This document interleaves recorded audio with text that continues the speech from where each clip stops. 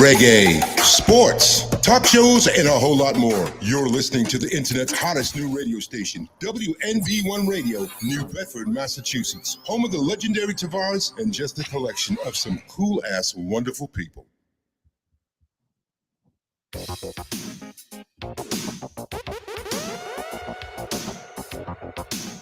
Tired of expensive phone and home internet bills with long-term contracts? Get ready for total freedom with unbeatable value. Total Wireless by Verizon is celebrating the grand opening of 2 new stores in Massachusetts. Join us on Monday, July 14th at 1843 Acushnet Avenue in New Bedford and Friday, August 1st at 5 Park Street in Attleboro. Switch to Total Wireless and get the power of Verizon's 5G network with no contracts and plans starting as low as $23 a month per line for 5 lines. It's time to make the switch and get a great deal on home internet, new phones, and tablets for the whole family. Don't miss the grand openings of Total Wireless by Verizon in New Bedford on July 14th and in Attleboro on August 1st. And be sure to tell them that WNB1 Radio sent you.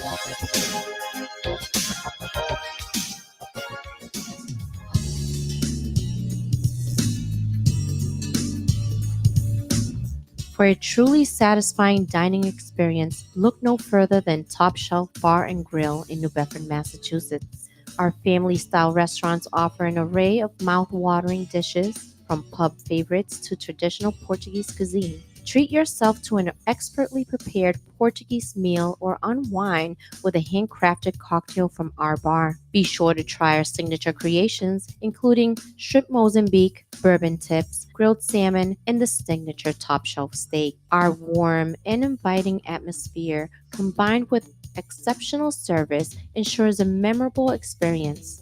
Since 2011, Top Shelf has proudly served a unique blend of Mediterranean-inspired cuisine, reflecting Portuguese, Spanish, and American flavors. Our founder, Robert J. Afonso, drew upon his industry expertise to create a welcoming space where everyone can enjoy a delicious meal, catch a game, or simply relax with friends. We strive to make our house your house, fostering a sense of community and supporting local organizations. When you visit Top Shelf Bar and Grill, make sure to mention WNB1 Radio and enjoy your meal.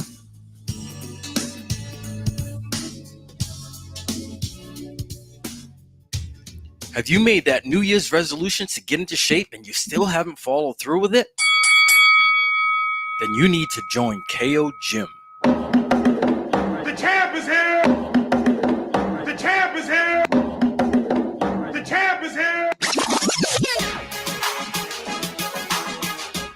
KO Gym is located at 50 Conduit Street in the north end of New Bedford, within the historic mills in a 5,000 square foot space, within plenty of room to train for social distancing, and the facility has unlimited parking outside. KO Gym offers exclusive training in Muay Thai, kickboxing, boxing, grappling, jiu-jitsu, as well as strength and conditioning programs. So if you're looking to train to get into shape to train for self-defense, or if you're looking to train to compete professionally, KO Gym has experienced professional staff to help you obtain your goal. They also offer one-on-one personal training as well as group classes to satisfy everyone's needs. So go ahead and let KO Gym help you make that change for a healthy body and a healthy mind. And also tell them that WMB1 Radio made the referral for you.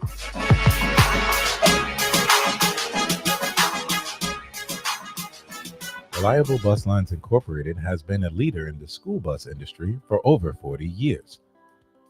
Founded in 1980, Reliable Bus Lines Incorporated has provided the South Coast and surrounding areas of the Commonwealth transportation services ranging from private to contracted school bus and van services for corporate transportation. Specializing in school bus transportation, Reliable Bus Lines cares about your precious cargo. Our drivers are trained and certified and understand the importance of being on time and getting students to and from school safely. A staple in the greater New Bedford region, Reliable Bus Lines Incorporated is a women and minority-owned company. Our staff prides itself on being diverse, professional, and helpful. Call now to book your next outing, 508-992-0342. So come and take a ride with Reliable Bus, the bus you can trust. And don't forget to tell them that WNB1 Radio sent you. It's no secret that the trucking industry is struggling for drivers. So why not look for a school that can get you the credentials that you need to start that new career? Get on the road to success with J&J Driving School and Logistics Incorporated, located at 978 Nash Road in New Bedford, Massachusetts. J&J is a Black and woman-owned trade school leading the South Coast in CDL training. J&J offers the most comprehensive training programs for CDLs A, B, and school bus training. Don't let opportunities drive right by you. Go and see our friends at J&J and get your CDL career started right away. And be sure to tell them that WNB1 Radio sent you. Ladies and gentlemen, may I have your attention, please? Yo, what's up? Baby, let's go. Old school R&B, hip hop, reggae, sports, talk shows, and a whole lot more. You're listening to the internet's hottest new radio station, WNV1 Radio, New Bedford, Massachusetts, home of the legendary Tavares and just a collection of some cool-ass, wonderful people. Good evening and welcome to WNB1 Radio. You are in tune to Straight to the Point Sports, where myself, I'm here with my three amigos from the regulars from the Straight to the Point Sports panel, which includes Kevin Rudolph, Steve Lopes, and Derek Insatio. What's up, fellas? What up? What up? What's going on?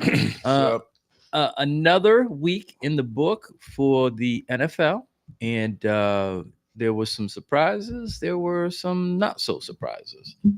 Some things that I was looking at. Obviously, we're going to talk about the NFL. We'll talk about some games that we thought that were interesting. That we mentioned last week that we were looking forward to, and then there were some other games that we thought would go a certain way, and they didn't. So we'll talk about the NFL. Also, we'll talk about Major League Baseball. There's only 4 games, including tonight. 4 games, including today, and then postseason starts next Tuesday. I think it is. I think it's either Tuesday Sunday's or Wednesday. The last game. It's Tuesday. It's Tuesday, yeah. Or Wednesday. Wild card games will start Tuesday. So yeah, the playoffs will start Tuesday. We'll talk about that. The Red Sox are square dead in the race. In order for them not to make the postseason, they'd have to. A lot of crazy things would have to happen. Their magic number is 1. Is it 1 or 2? Magic number is 1. Or 1 loss by All right. Detroit. All right. Yeah. Well, we'll talk about that. We'll talk. There's 2 teams that are just going south. In the race, going south. I mean, it's horrible. Trying to get out the playoffs Yeah. for like over the last month. Yeah. We'll beat you out of the playoffs. So we'll talk about that. We'll also talk about the WNBA playoffs, which are in full effect. Surprises. Shockers, yes. And we'll also talk about some college game day, big games that are coming up. We haven't spoke like this since week 1. Yeah, the first week is some more good competitive teams. This weekend, next week. Yeah. Well, it's starting to get better. We're starting to get into conference play. You know they got to bring some powder puffs to beat up on to get their confidence They got us all happy the first week, and then we were like sitting there twiddling our thumbs. Yeah. So now we're at the point where we're getting the before we just had the potatoes. Now we got the meat to go. Yeah, we get the prime time dinner to go. College football will start getting interesting as the weeks go on. All right, so up first, we need to talk about the big boys. We need to talk about the NFL. Just out of curiosity, games that shocked you. We don't have to. Hold on. We don't have to get into depth. I just want to go around the table and find out that games that shocked us. Yes, the Browns and the Packers. Yes. That was number 1 on my list. That was. But you know something? Didn't we talk about this last week? We said divisional games are the toughest ones, right? We alluded to another team in the AFC West, right? We were talking about the Cardinals and the 49ers. And that went right down to the wire. Low scoring, right? But exciting. It was a good game. It was a good game. Well, my thing is the Minnesota game. I didn't think it would have got that bad. Yeah. I think it would have got that bad. Yeah, no, I didn't expect him to flourish like that either. But I did think I said something about their backup last week when we were on air. Wentz. Yeah, I said Wentz would go in and have a really good game. I think he did that. He didn't have crazy stats, but he ran the squad, no turnovers, and getting Darrisaw back is huge. Most importantly, who was Dallas' backup last year? What was his record? And he's with the Ravens now. 4-1. Yeah. Well, he was like. He did it 2 times. He did it as a starter. Yeah, because Dak broke his leg. I'm saying it in general. Like, yeah, he was like, he had 3 losses. He had 3 losses, like 8-3 or something like that. And I'm not using Dallas as a veteran stick. I'm saying that's what you want your backup to come and do, and that's exactly what concept is capable of. Absolutely. And I kind of predicted that. I didn't think it would get that bad against the Bengals. But they might want to call the Giants and, hey, what's up with Russ? What's up with Russell Wilson? Because he is a serviceable quarterback for this low to get what's his face back there, Macaulay Culkin. Yeah, no, I couldn't agree with you more. I think with the day and age that we're in right now, we see so many injuries week after week. Oh, the injuries! It just hasn't hit the quarterback. Fortunately, it hasn't rolled into the quarterbacks, but the positional players, the superstars, they're taking a rough hit. For me, yes, one of the games was the Packers and Browns. The other game was Derek's Lions and Ravens. I just thought that it was total domination. Can they just be the Lions? Why do they have to be Derek's Lions? I'm sorry. You're just going to inflate his head even more. I'm sorry. I know you ain't got no gear on. I thought it was going to be powder blue in here all day. He said they all know. They all know what it is. I expected that. Stop playing, man. It's not that. No, you didn't. On the road, putting it all there. I can see that you expecting a W because the Lions are good. I'm not hating. I think their offense looked great. Really good. Yes. That 2-headed monster at running back is crazy. But that's an MVP quarterback there, The guy's good. And playing at home. The guy's good. Yeah. So the offense, I saw strides and open up more. I'm seeing a pattern here with the Ravens. It's the fourth quarter collapse. And why? Because they don't have no injuries, no major. Hold the damn ball. Hold the damn ball. Their defense. One of them's Henry. Yeah, their defense is they didn't have their star on the line. Yeah. He was out. Yeah, the run stopper. You look at other teams in the league. We'll see what the Niners look like without Bosa. Yeah. You see what the Cowboys look like with Parsons being in Green Bay. Now you see what Green Bay looks like, even though they lost this week with Parsons in their lineup. That key cog on that defensive line, and you lose it. It's tough. It's tough sledding. Yeah. So I didn't expect I was expecting the Ravens to be the more physical team, and it was just reverse. It was the last time we faced them, they were you got throttled. You got throttled. But I it's alarming for me because the Ravens, they've always had a problem closing out games in the fourth quarter. If you go back and you probably look over the last 3 to 4 years, they've given up a lot of games in the fourth quarter, not knowing how to close out games. The exit in the playoffs last year. Yes. Not being able to make crucial plays at crucial times, having turnovers, and because if you look at the game, if you looked at the quarters, they were even up until the fourth quarter. In the fourth quarter, what ended up happening was I guess it was a 17-9 in the fourth quarter.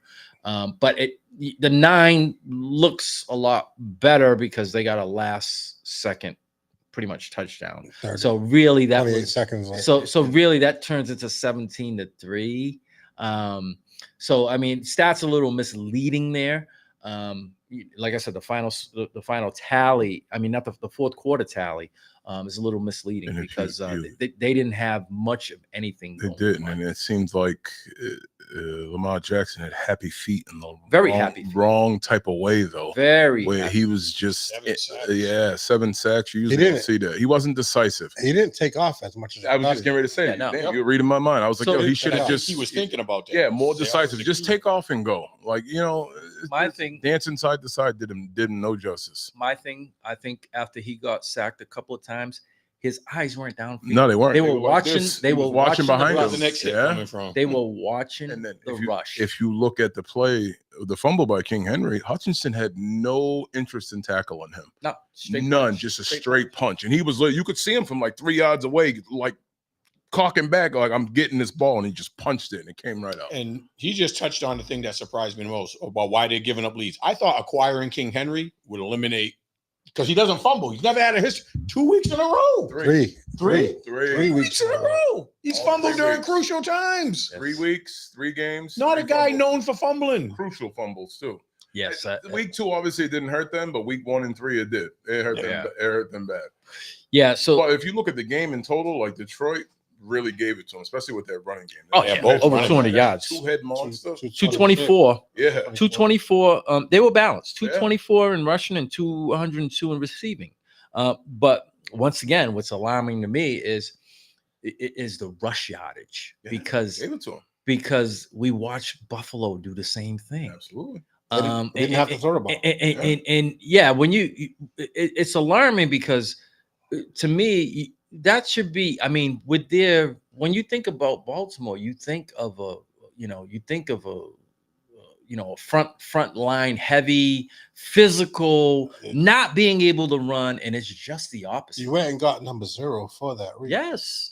And number 0 did not show up. Yeah. So my thing was, I think that after the first drive. I think Detroit put their footprint. Zay Flowers had like 1 catch. One catch. My next point. Both him and Hopkins showed up. He and Hopkins. He had 1 catch, pass attempts. 1 catch for both of them for the same amount of yards, which was 13 yards. Both of them had 1 catch for 13 yards. Really simple. But I could see Hopkins, but Zay Flowers was killing people. Yeah. But my thing is, it looked like to me that they were trying to get their tight end back into the mix. Yeah, and they did that. But you don't forget about it. Of course not. They literally said that too. Like they wasn't worried about him, but they were going to make a conscious effort to get his head back in the game because they said his head was still on left field from that drop in Buffalo last year. Like it's crazy. Yeah, it's just like I said. I think in the first drive was like, okay, we can do this. We can do this, and we can do it on a consistent basis. And then it's funny because when the pass boggled down, then the rush popped in. When the rush popped in, the pass it was like. But it was balanced. It was good balance. They did whatever they wanted. Would you say good play calling? It was a good balance. That's it. It was a good balance. They had a good balance of pass and run going, and they also running. I just saw them running at will. I didn't see good play calling. If something's worked, you don't have to change it. We started off running, and we didn't have to change it. Okay, this is your team. What do you perceive your strength is? Is it running or is it your? No, I think it's having both. that mix is going to be the strength. Tell you the truth. No, I think it's a 2-headed monster with your run. You ask any offensive lineman if they'd rather run block or pass block. So I think your strength is your run. But that being said, when you look at that pass game and the options he has, it's scary. Yeah, it really is. Assholes. It was just a matter of utilizing them the best. And I give Ben Johnson a ton of credit for assembling that team with the coach, but the way they call plays. I'm waiting to see how the offense coordinator calls that consistently. They looked good last week. I love the fact that they just had a run though. He's a riverboat gambler. We're going for it. Yep, he did it the first possession. You see my shirt? Yeah. I feel like I'm playing Madden as a kid again because I always go for it on 4th down. So I'm all for it. Yeah. So I mean that was that game didn't go the way in which I thought it would go. I saw 2 other games that kind of shocked me too, though. The way the Rams blew the lead against the Eagles, they had them beat. That was and then just gave it away in the 4th quarter. How do you play great for 3 quarters and then forget? How do you get a kick blocked twice? Yes. Yep. Up the middle. Yes. Yeah. And I was like, the Rams I think we all kind of mentioned it. We think they're going to be sneaky good this year. No, they're going to be good. You know, if they stay away from I don't think injury. we all mentioned. I think one person in I the did. room picked them. I picked them. I picked. Yeah. Oh yeah. I'm giving you your prop. I I'm picked not them. saying I knew the Rams were going to be good, but wasn't willing to rise to the level of picking them for the Super Bowl. Not the Super Bowl. Yeah, you did. So I I picked them them. as props. I picked them. But in the first 3 quarters, they looked like they could win. But the they Super Bowl. showed a lot on the road at the defending champion Yeah. and had them beat in every aspect of the game. Absolutely. And then just all of a sudden, everything they had boggled down for Philly. Philly looked horrible on offense. And then in the fourth quarter, it's like they forgot what to do and they allowed big play after big play. Did you see the bet on that game? Out of the champion. Did you, none of y'all seen the bet on that game? Mm-mm. When Mr. Carter came out for his interview, what did he have on? No, I didn't see that. He had on Versus chain. Oh, he did. I did see the picture of that. He had on I didn't know Versus what it chain. was, but I seen the picture of that. I didn't They really bet they bet each other's chains. Nice. Who bet each other's chain? Carter and In the second year player verse, the defensive end that was a rookie last year. Oh, no, they bet each other's chains. Those both chains are over 100 G's. Oh, that's chump change. Oh, it is. For It's them, just that's Made that but in the it- first quarter. but it's not even about the money. It's about me coming out in front of the camera like Oh, this. yeah. with your number on my chain. Yeah. That Ooh, that has to hurt a little. Mr. Verse is still on a rookie contract. It's not the money. It's the bragging rights. They both- The bragging rights hurt even more. They both should be on a rookie contract. Yeah, but I think because they're Carter both was drafted higher, his but they're spot both- was But considerably higher. are they both first rounders? Yeah. Yeah. Okay, so The first Rams- rounders. So if you what is it? Pick 1 through 10 or 11 or something like Yeah, that. but 12. then they got And back then it- into and the then it first round to shifts. get cursed toward the end. Yeah. The pay scale shifts. Yeah. But I mean, personally, to see another man take your chain and wearing it, Mhm. to be Having like, a picture of yeah, your I got family with your, I your got girl and your kids on it. shiznit. We're in the interview after the game. That was quick. How did he get access to it? He sent a personal assistant to go Oh, get you it? go shake hands right on the field, and you, oh yeah, let's go, give it to me. Oh, yeah, they'd be wearing this stuff on the field, though. Yeah, they wear their stuff right on the field. What was the other game? You said 2 games. The Jets and Buccaneers. Yeah. Yes. That changed hands in the last 4 minutes about 5 times. I thought this team's going to win, that team's going to win. And a big block kick after block Same kick, thing, both yeah. teams do. But The Mayfield, record. your quarterback, yeah, Brian's getting a lot of props this week. His fantasy quarterback, his pick for the Rams. But Baker Mayfield is creating image of himself of like Mr. Fourth Quarter comeback. With one receiver. Yes, Yeah. because the other one got hurt. Yep. That's out of the big Yeah, injury. league. hoping Godwin plays this week. He's not. He's not. No. I said he's not. I didn't And see that. and Mecca got hurt a little bit, but he's still playing. Yeah, But he's- he's going to have to step up. But he got banged up a little. He's straight for this weekend too, they said. Yeah, well, you know something. Seeing that is, I've already benched him. Bench who? Mayfield. Oh, I already benched him. In favor of who? I'm not stupid. And They got it. They got it. Plays for the Rams. Oh, better matchup. Yeah. Yeah, because they're playing Philly this week. And you know what I didn't know about that? They beaten Philly the last 3 times they played them. Once in the playoffs, they Yes. eliminated them. And the last 2 regular season games, Yes. I was like, They said pounded them 2 years ago. yes, they said they Pounded out physical them. They said, you think Pounded Vita them. Vader and them are afraid of that? Lance Johnson and them? So Vita Vader will throw around anybody on that line. And Tampa Bay gets worse back this week. Oh, God. Yeah. That's the other But side they, of but, the they, but they still missing the other guy. But That's they going to get- help their running game they get and worse give back. Baker more time. But they need those wide receivers. Like, Yeah. if the Godwin doesn't make it back, and Yeah, we already both of know them out. They said they- as of Mr. as of Consistency earlier today, Evans Godwin is out was not like 3 to 4 weeks. through the Yeah, play. that's tough. I mean, as soon as I seen that, I looked right away to see if he was coming back. He wasn't coming back. I said, oh, he's going on the bench. Yeah. I said, I got to put him on the bench, man. I don't expect him. I know he does a lot of good stuff, but I mean, at some point, he literally, he has like almost no one to throw to. And they had no Evans for the fourth quarter because he got hurt like the first play of the fourth quarter. How much time was on left? I want to say 1:06 after the Jets blocked it and ran it back, and the coach was celebrating on it. Yes. It was like 1:06, and Mayfield drove him up there with a quickness. Yeah. Zip, zip, zip, zip, zip, zip, without Evans. I've been real critical of Mayfield for the simple fact of he was in like every damn commercial and didn't do anything. But Now these last 2 years, the boy has been balling. He's not in no commercial. Yeah, he's not. And he's doing just better. playing That was my football. point. He's Just not- play the boy football. And he's is doing better. balling right And he's now. doing better. Listen, there's not too many quarterbacks right now that I would take over him right now, healthy or otherwise. Like he's balling. Like, he comes to win. And You can just see it. and the crazy he part- breeds confidence into the rest of their offense. Yeah, he does. The crazy part about it is he's not the biggest guy. He's not the fastest guy, but he gets it done. Yeah, he does. Gets it done, and he's tough. I love. Yeah, his he toughness. is. I love his toughness. They're another sneaky good team. They are. They really are are. another Top to bottom. sneaky. They are another sneaky good team. Especially when they get healthy. Oh yeah, When yeah. And they've established, similar to Detroit, not as good, but the two-headed monster at running back. Yep. Because everybody was giving it Bucky to Irvin is Bucky Irvin, but was it Ricard White? What's it? Somebody White. Something like that. Ricard White. White was the starter before Irvin. Yeah, Irvin was like a 4th-round pick. They didn't think he was gonna, and then he came in and killed it last year in the training camp. Yeah, there was a lot of good games that were good surprises. You can go with the Cardinals 49ers, even though we talked about that was a good game. Yeah, we predicted it. And who would have thought Mac Jones would win 2 games in a row without Kittle? Yeah, and without Jennings was out. Yeah, that's his number 1. And they still haven't gotten IU, but there was somebody else not coming back to like week 6 earlier later. But I thought there was somebody else on offense. Pearsall. Pearsall. Yeah, Pearsall. Yeah. He hurt too? Nah, he played. Oh, I thought I was gonna say, but they were just all banged up and stuff. Like now you're throwing Mac Jones in with a limited offense, and I mean they didn't score a lot, but the defense stepped up and played well. But then they lost Bosa. But the thing that hurt the Cardinals was their running back on Connor.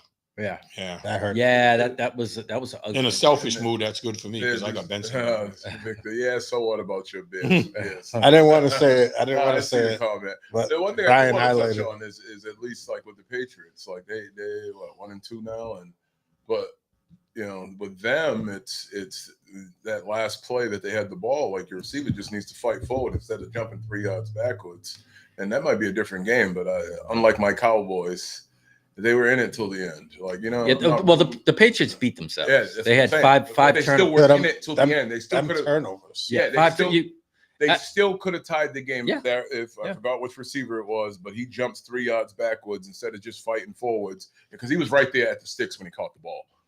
It fall forward, fight forward. Awareness. You got to have some field awareness of where you're at. So that was another good game. But they just keep turning the ball over. Yeah, it was painful watching it. I actually watched that game. Yes, fumbling like crazy. Yes. Everybody fumbled on the Patriots. It was. The only one that like didn't every fumble. other possession. The only running back that didn't fumble was the rookie. Yeah, Henderson. It was literally like every other possession they were fumbling. Crazy. Just the look on Vrabel's face was just like, what the. Yeah, what are we doing? Who can I trust? Yeah, it was crazy. With the rookie out there. Yeah, he raved about him in camp. So there was a record set for blocked. That seemed to be happening on blocked every field goals. channel on Red Zone. Everybody was blocking stuff out. Yeah, at every turn you looked, at the end of the early games. It was like I'm watching. That's how Cleveland won too, right? Yeah. I'm sitting there and I'm watching. All at the same time. I'm trying All to the watch early the games. Patriots game, but then I have it on Red Zone on the other TV, and I'm like, wait a second. Yeah. Well, this is happening in the other game, and this is happening in the other game. It seemed like that was. I wondered the point of emphasis of practice all week was. Oh yeah. Teams, kick protection. Yeah. It was wild. So now. We got 6. It's kind of funny because it's kind of even. We got 6 undefeated teams and 6 defeated teams remaining in the league, and a lot of them face off against each other. Yes. So in the AFC, it's Buffalo, Indianapolis, the Chargers. And the I was NFC. gonna pose a question with Danny Dimes. NFC is Philly, Tampa Bay, and San Fran. Yeah. Philly So and Tampa Bay, yes, play each other. you know something? Out of those 6 teams, But that did I you just mention the named, Chargers? Yes. All right, 'cause Out of their those game 6 against the teams, Broncos was Buffalo, impressive, too. Indianapolis, the Chargers, Philly, Tampa Bay, and San Fran. Which one would you say you would have never had? Indy. Inkling? Indy. You didn't All even day. let me get it out. Indy. Yeah, Indy all day. What's up, Derek? Yeah. So yeah, I mean, up, D? yeah, Harris, especially with their quarterback. Yeah, Danny Dimes. Yeah. Especially. I think I even knew what you were going to say because I was just talking about Danny Dimes. Like, it's crazy. And how is he playing so much different? Is it the system? They're putting him in something where it plays to his strengths and he's not taking too many chances? Or is it the line. And No, Jonathan Taylor's having an MVP year. Better, like you. Yeah, but he had running game Saquon was- Barkley. But he had Saquon Barkley at one point. Yeah. Yep. But could it be no pressure? But a horrible line when they No had pressure of being in New York. That's big. Too. Yeah. That might I be think underrated. I think it's Drafted number 6. Well, you got to figure he had a good year with Barkley. 2 years. Then he played a year without Barkley, Yeah, last year. and it just seemed like everything was his fault. Like, you know what I'm saying? Like the team just wasn't that good. It wasn't just They never gave him a line. It wasn't either. that know what it good. is? The reason why everything was his fault is because he got that big contract. and Exactly. Barkley Well, didn't. you know, let me finish. And then you had Malik Neighbors get how many? He broke the rookie record for receptions, and I believe almost close to yardage. Who was throwing him the ball that year? There was 3 different quarterbacks. But I'm saying, but Danny Dimes was one of them. You know what I'm DeVito. saying? So, but my thing is now that he leaves and he goes, and would he go to Minnesota and didn't really play, right? Was it Minnesota? Yeah, he was the backup. He was the backup, and now he has a fresh start Perfect in Indy team. with a good line and a good running back and decent receivers. Like, you know, I'm not saying they have like But his all world confidence receivers, seemed so much. but that's all you really he need. knew he wanted to go there in free agency. He's a serviceable quarterback. Is what I'm saying. I'm He's going to just say it's a couple of things. I'm going to say number one, he's in a better Absolutely. situation. Number two, I think it's maturity. Yeah. I think it's just overall maturity. Yeah. Well, what does he have left to do? Yeah. He doesn't even have a pure number 1 wide receiver, but he's playing way better. Yeah. But he has a great running game, a great But you offensive have a line. bunch of serviceable wide receivers. You got Pittman can be a number 1. Yeah, he really can be. And he got a. He's a big possession He's guy. like a second or third year in the league. Yeah, the speed He guy. shows flashes of No, brilliance. I know what he's talking about. He has He's flashes like a of slot brilliance. guy. Yeah, but he's fast, and he's like a possession receiver. He has flashes of brilliance. I can't think of his name. It was just And don't sleep on the tight end Warren. Yeah. No, and he's a rookie. That's what I'm saying. He's a You have beast, though. several pieces over there, and it's not. Nobody's expecting him to go. Josh Downs. Nobody's expecting him to go 10-1, but him being 3-0 right now is an eye opener. That's very impressive. Who's the quarterback over there? Yeah, Very it's- impressive. It's also a smack in the face to the whole Giants organization. Yeah, with the two, being the- callous He and leaves not- the Giants. Everybody who leaves finds success You know, somewhere think about it else. like this: Saquon leaves the Giants and then rushes for 2,000. And gets a championship ring. and a Super Bowl. And a So now Danny Dimes leaves and he starts off 3-0. Yeah. in the face. Now, Well, he was leading the league in passing, but not anymore. No, but the hell be with the passing league. You're He's 3-0. successful. What's That's the all most that important matters. thing? That's 3-0. all that matters. Yeah, The hell it's with the all W's. these stats and shit. You want to play to be the last team standing, and I'm not going to say they're going to go there, but he's 3-0. And there's only 5 other teams. We said 6 other teams besides the Colts. that are 5, undefeated? yeah, there's 6 total. 6 total. So there's 5, and it's just that's where you want to be, and have decent numbers. Yep. Like, you know what I'm saying? Though you don't want to have 6 interceptions and be 3-0. No, you don't want that. No. But he has good numbers, and his team's 3-0. Good for him. here's a head scratcher that Kev just brought to my attention. Where did Danny Dimes play last year? Minnesota. Where did Sam Darnold play last year? Minnesota. Both having great years this year. Yeah, sure. And people gave up on him. Sure, yeah. How the hell was Minnesota feel? Because both those guys are outplaying. Well, the Minnesota. The boy They won. didn't give up. I don't I think think they give Minnesota up. had made up their mind last year that McCarthy was. But the guy that going tells me forward. that was a bad deal because I don't know what they saw in McCarthy that was so great. you But said you that. you You guys said are that. 2-1. Yeah. It's not like y'all losing. No, now. but he had that one quarter against the Bears. I will live and die with this, like Justin Fields. Mhm. The Chicago gave up on him way too soon. Yeah, you want to talk about Caleb Williams? He's had great numbers against what? He had good numbers just about all the 3 games he had, but he had exceptional numbers playing against that high school defense, moonlighting in the NFL over there, the Cowboys. So I'm just not sold on him. But you didn't also give Justin Fields what Caleb That I Williams has agree with. as a receiving core. he was right now. driving a It's not fair. Pinto. Now there's a Cadillac. Yeah, there. exactly. And So- tried to rebuild your line. Yeah, and try to rebuild your line. He was So running for his life all the and- time. And I never wish for anybody to feel, but I think Caleb Williams is about himself and not about the team and making the team better. And I think Justin Fields would have filled that role, and he would have got better and better every year. Because why? He would have stood somewhat in the same system. Now, granted, you can't control the coaching thing, and new offenses coming in and out. But I think someone like Ben Johnson would have came. It would have been in fun to see what Ben Johnson could do and with his had skills. helped him flourish even more. But and then this injury, because he played well in the first game of the season. I know I'm jumping off to somebody else, but it's just I can't stand when teams just throw it to the wayside and put their faith in someone like McCarthy, because McCarthy ain't proven anything. And if you look at the 2 quarterbacks that were with them last year, They could have kept one of them as Yeah, insurance. exactly. And then if McCarthy struggled, you have a They did viable sign Carson backup. Wentz, and I think you have a viable backup. I think he's gonna. It's just when I see the years the other two are having, it's hard to think Costa will no get doubt. to that level. Of But what could have been. I'm like, we had both of them. Yeah. And let both. But I mean, Donald was going to cost too much. But Danny Dimes wasn't. He was on a $10 million contract last year. But the thing with basically, but he got a chance to start. The thing with Minnesota is you guys haven't had your full offense. No, and I thought Darisaw made a huge difference last year. And Addison, Addison's gonna be. And he has a great rapport with Addison. It didn't hurt either that your defense put up a gazillion points. Yeah, but our defense has been playing good every game and getting smacked in the face because the offense ain't pulling up. When you guys play each other, week 9. Who else? Yeah. I'm looking at both of y'all. I know. You can't tell with your sunglasses on. The middle I'm and the facing end. you. What do you think? I'm talking to Brian facing you too. So you could have been. So when do you guys play each other? So I haven't. Yes. We can't play each other. That's a great point. He's with me. I know it's in the middle belt. and the end of the year, but it's like week 16 or 17. When do you all face each other?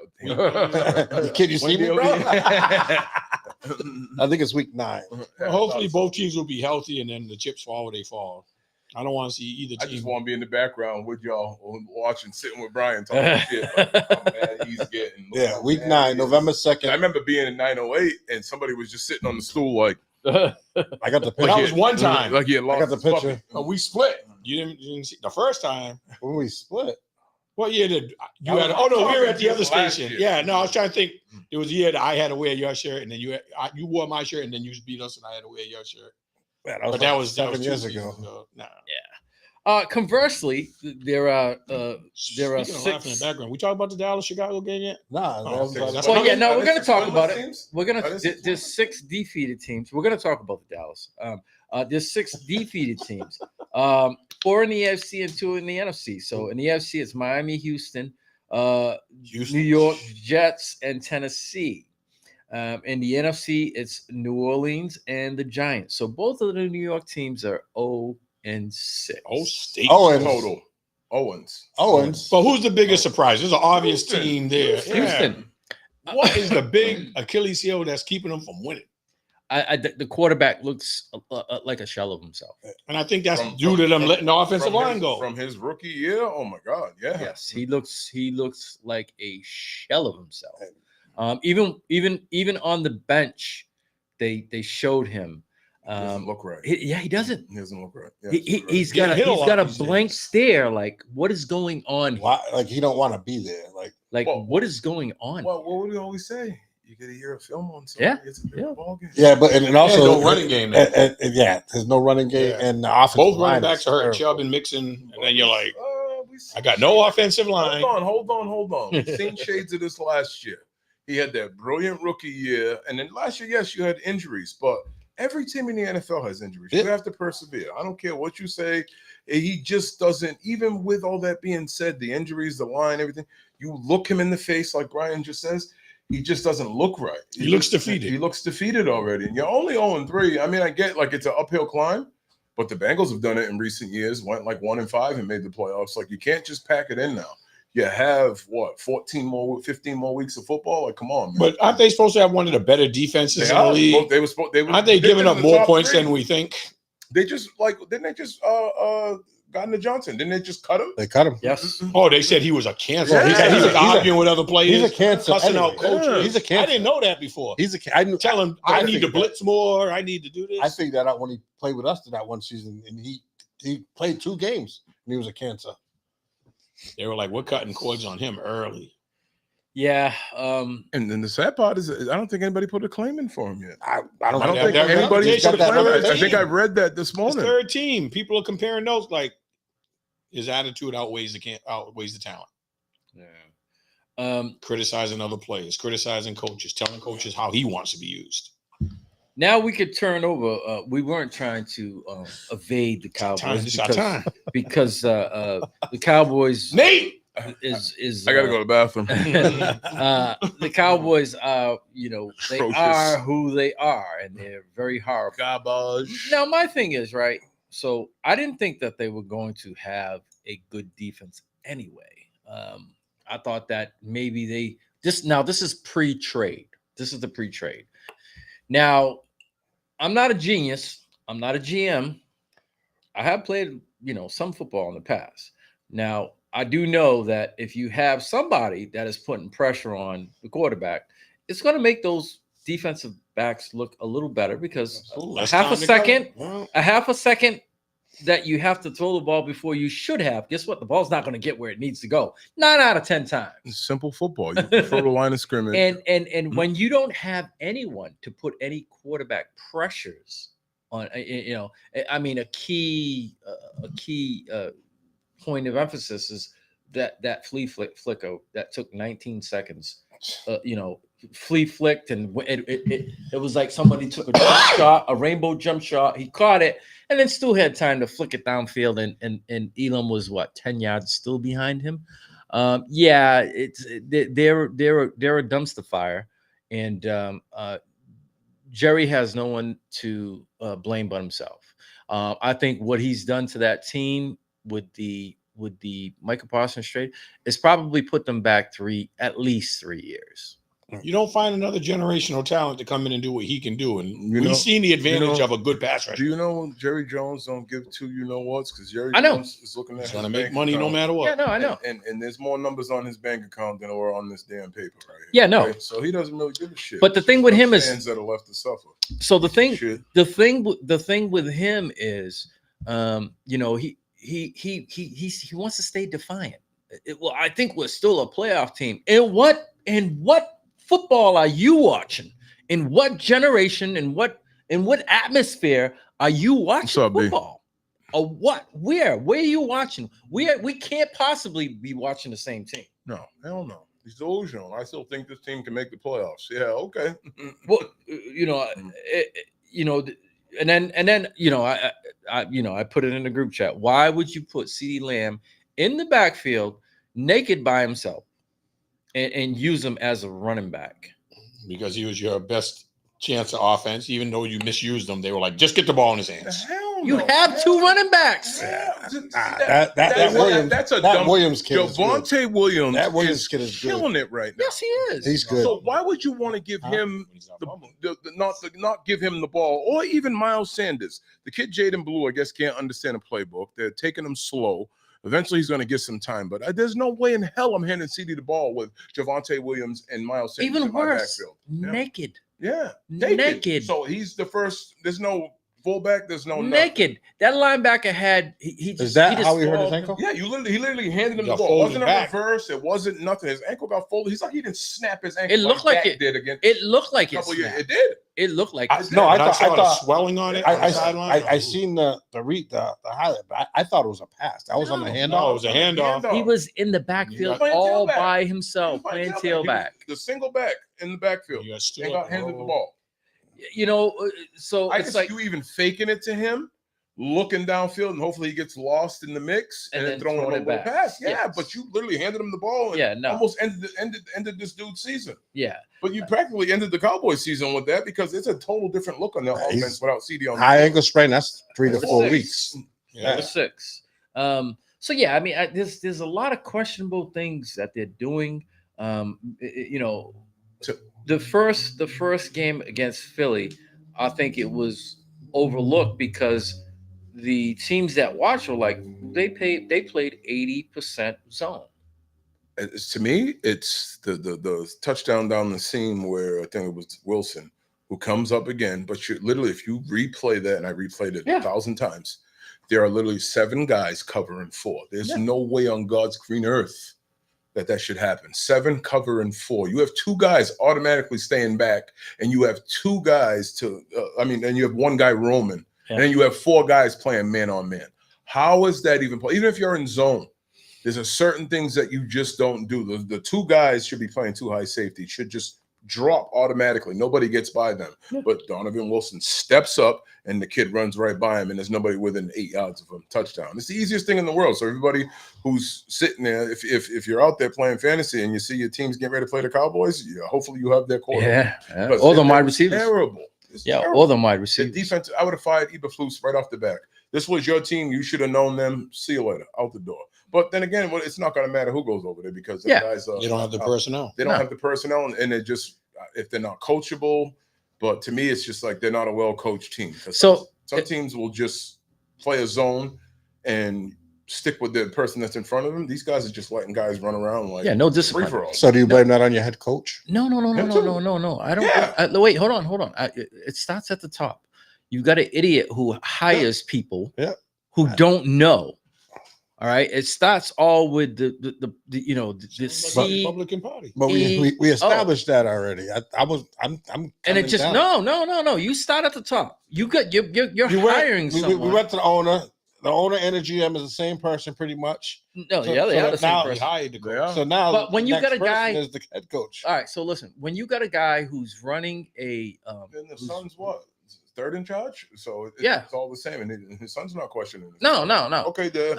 So when you got someone that literally who thinks they know, but yet they don't know, how long have we had this problem going on? It's been ongoing since he's been, since literally since Jimmy Johnson has left.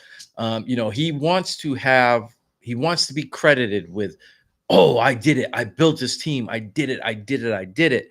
And the only thing you're doing is making a mockery of yourself. You fail so many times. When you give up to try to keep that same philosophy? Well, he's going to die. He's just going to keep trying to say, I did it. Yeah. Once out of 30 years. Listen, a clock is right 2 times a day, right? But in his case, the clock it's not broken. It just keeps going around and around and around, and it's evading them. There's a song that was made after. Well, I don't know. I did it my way. Oh, so to answer your question is, who do you blame? It starts at the top, because you're the one who puts the people in place. Everything else, to me, everything else downward is just a reflection off of the person who hired them. Now, granted, you don't have the personnel, but as Kevin said, the least that you can do is follow the routine that you're supposed to follow in a zone. If you can't, I mean, like I said, when they played against Philly, it was almost 80% they played zone.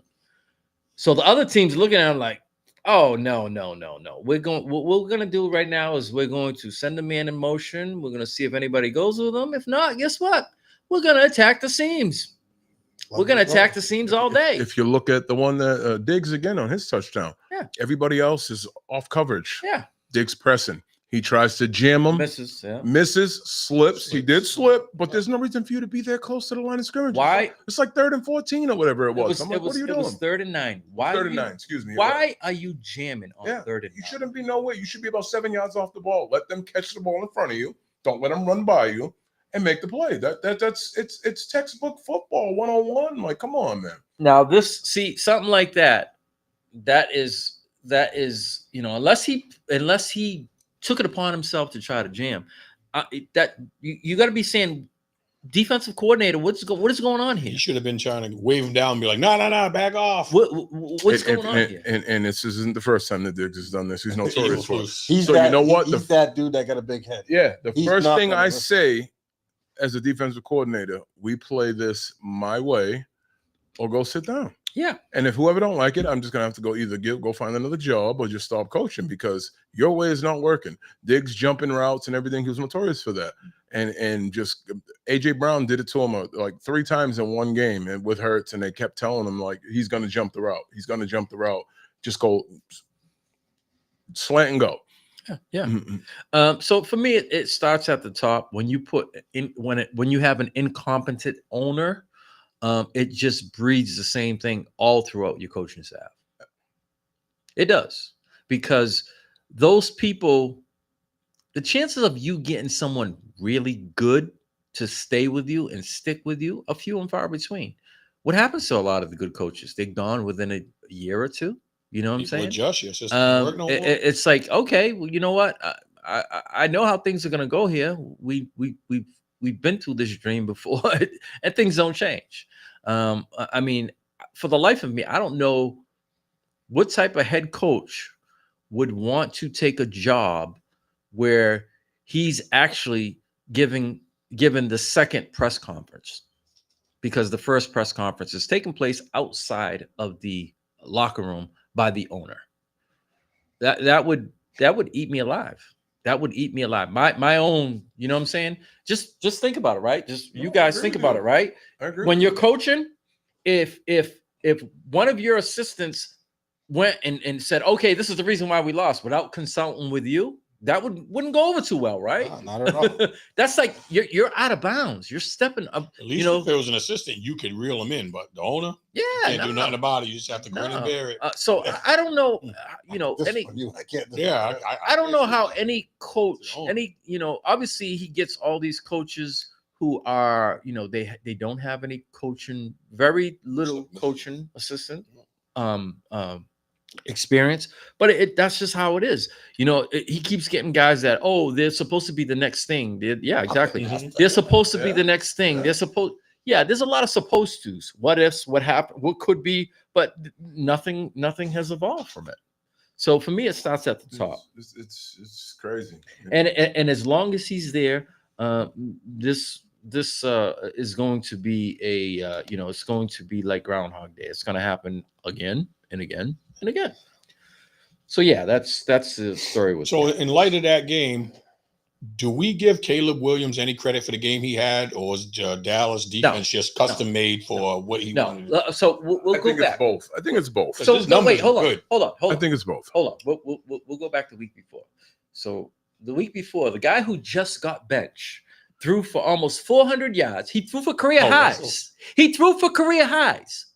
But Career but the week before that, Jalen Hurts didn't have a touchdown pass. What did I say? They said, you're going to play a zone.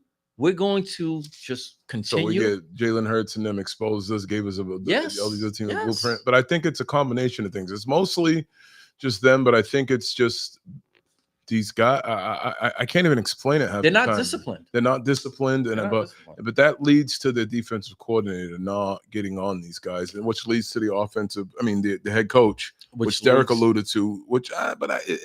I know it's Jerry with the personnel decisions and him doing everything, but is he really there during the day-to-day practices, in the middle of them? Wait, hold on. It was a rhetorical question, guys. So just hold on. Let me finish my point. It's just, so to me, you do have to bear some of the responsibility with Schottenheimer and Eberflus, because you guys are literally sitting there day in and day out at practice and putting this product on the field. But he's the one who gave you the ingredients for this product that's going on the field, because it's god awful. They're like the third worst defense in the league, and it's just terrible. So I put most of the blame, no doubt, be on Jerry, but you have to. Some of the blame has to go with the defensive coordinator and the head coach, because ultimately, if Schottenheimer went to him and like, yo, we need to go in a different direction with a defensive coordinator, do you think Jerry's going to shoot him down? Does he even have the balls to do that? To be honest with you, because do you go talk to Jerry about that? But then again, you can look right back at him and say, how do you put CD at running back when you have somewhat of a bell cow in the first couple of weeks of the season? Yeah, like I said, there's a lot of questionable things, but to me, it starts with who's hiring the coach, who's going to entrust in these guys. Yeah. And all his coaching, just think about it. When was his the coach for the Redskins? That was defensive coordinator. Dan Quinn. Quinn. I think he saw the writing on the wall. He definitely did. Especially when he wanted the head coaching job. I think he saw the writing on the wall, and I think that ultimately, when the decision was made, it's like, listen, I can go to the opposite of what Dallas is. New ownership, willing to give you a lot of room. They're not overbearing. They're not going to be having press conferences on the side. They're going to let me be a head coach without hovering over me or wanting to, put my shadow over you. It's just an easy decision. At the end of the day, it's an easy decision. But yeah, I mean, that's it for me. I mean, if you guys want to talk about them anymore, what I say is just throw the whole damn defense away. Just throw it all away. So no credit to Caleb at all. I don't give him. I like the point you made about Russell Wilson. I don't give him. But when I look at 19 out of 28, 298, 4 TDs, 0 turnovers. So Russell Wilson, once again, has been playing for how long? 17 years? No, No, no, yeah, Nah, he's playing like for- 12 or Yeah. something like Oh, that. I thought it was 12. more than that. All right, so in his 12 years, even when he was in his heyday, when he was with Seattle, he never threw for those numbers. Never. And he just got benched last week. How do you go from having your best offensive game to having your worst offensive? Because they got a number 1 draft pick that everybody wants to see on the bench waiting to get in. But it doesn't make a difference. That move. No, it doesn't. But I'm saying it doesn't make a difference. You play against an NFL defense, a real NFL defense, and then you get shown what ultimately we are. I mean, I don't know if you watched. Did you watch the game? Did you watch the Giants play against the Chiefs? Yeah. That was a Sunday night game. He looked horrible. You seen flashes of it. They were putting Dot in the game. They were telling him he was going to the game because he would run in the game and then they'd be like, "No, wait a minute." Yeah, I mean, but he looked. You knew it was coming either this week or next week at the very furthest. So I mean, I'm not going to say that I'm an expert, but if you watched, when they played against the Cowboys, basically they were doing the same thing. They were just running a guy across the middle, and then they were running a guy with a post. But if you go even back all the way back to the draft, what did they do to get that? They drafted Abdul Qadir, and then they did what? They moved back into the first round. They traded to get back in the first round. So what is that telling you right there? They didn't believe in taking Dot that early. No, they believed that Dot was their future. Yeah. That's what I'm saying. But you can't pass on Carter at that point. Yeah, you can't pass on Carter, but they had a dream scenario where He's still there. Probably on the phones with a few teams that were coming up, and finally somebody was like, "Yeah, we'll trade back with you. You can come back in," and they drafted Dot. That was the blueprint right there. Like he's the quarterback of the future. Depending on when was it going to stop. Everybody thought they were coming back in to draft Sanders, though. They did. We all said it though. We all said week 4 would be the stop point. I said in the beginning I know? wanted him to stop from jump just to get his feet wet. Well, Then you guys pointed out something to me that I didn't look at was their schedule. Their schedule is still brutal. Yeah. They got the Chargers. Their One more schedule week, I would have been is still perfect. brutal. Even after that, though, they play like somebody normal, and then they go back into like their problem is the divisions that they're playing. Yeah, absolutely. Is prime teams. Yeah, that's what I'm saying. Play somebody normal like the Saints. Yeah. It's a winnable Right game for them. after the I would have draft. started them in that game. I agree with that. But like I said, I started from the beginning like wanting to start them, but you knew that they were going to do something with them sooner rather than later because of I said it before, like you got Russell Wilson and what's his face as your options, and I'm like it's Jameson Wilson, and I'm like, oh god, like just start Dot already because I didn't want to see either one of them. Especially with Russell Wilson. Let's ride. Yeah, let's ride your ass to retirement. It is what it is. So week 4.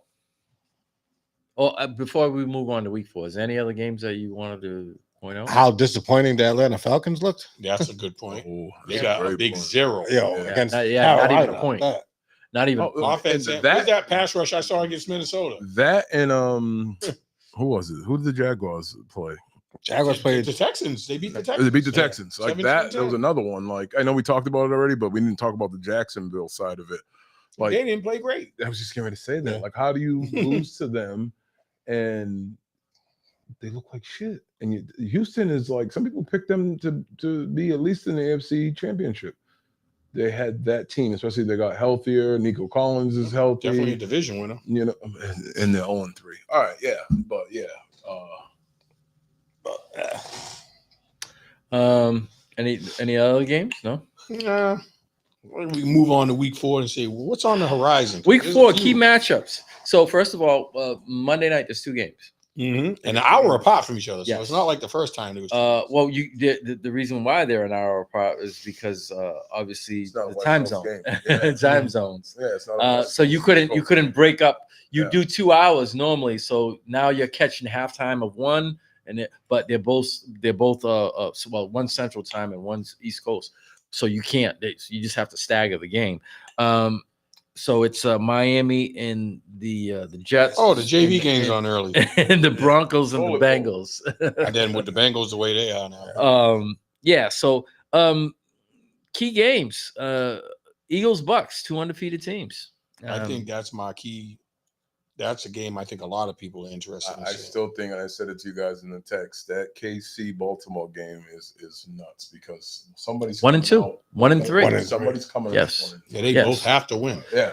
Another sneaky good game is going to be the Colts and the Rams. Yeah. Another sneaky game is Yep. tonight. Oh, Tonight's game, the Cardinals and the Seahawks. Yes, another divisional game. Another divisional game. They're both 2-1, right? Yep. yeah. Yeah. So you just think about it, right?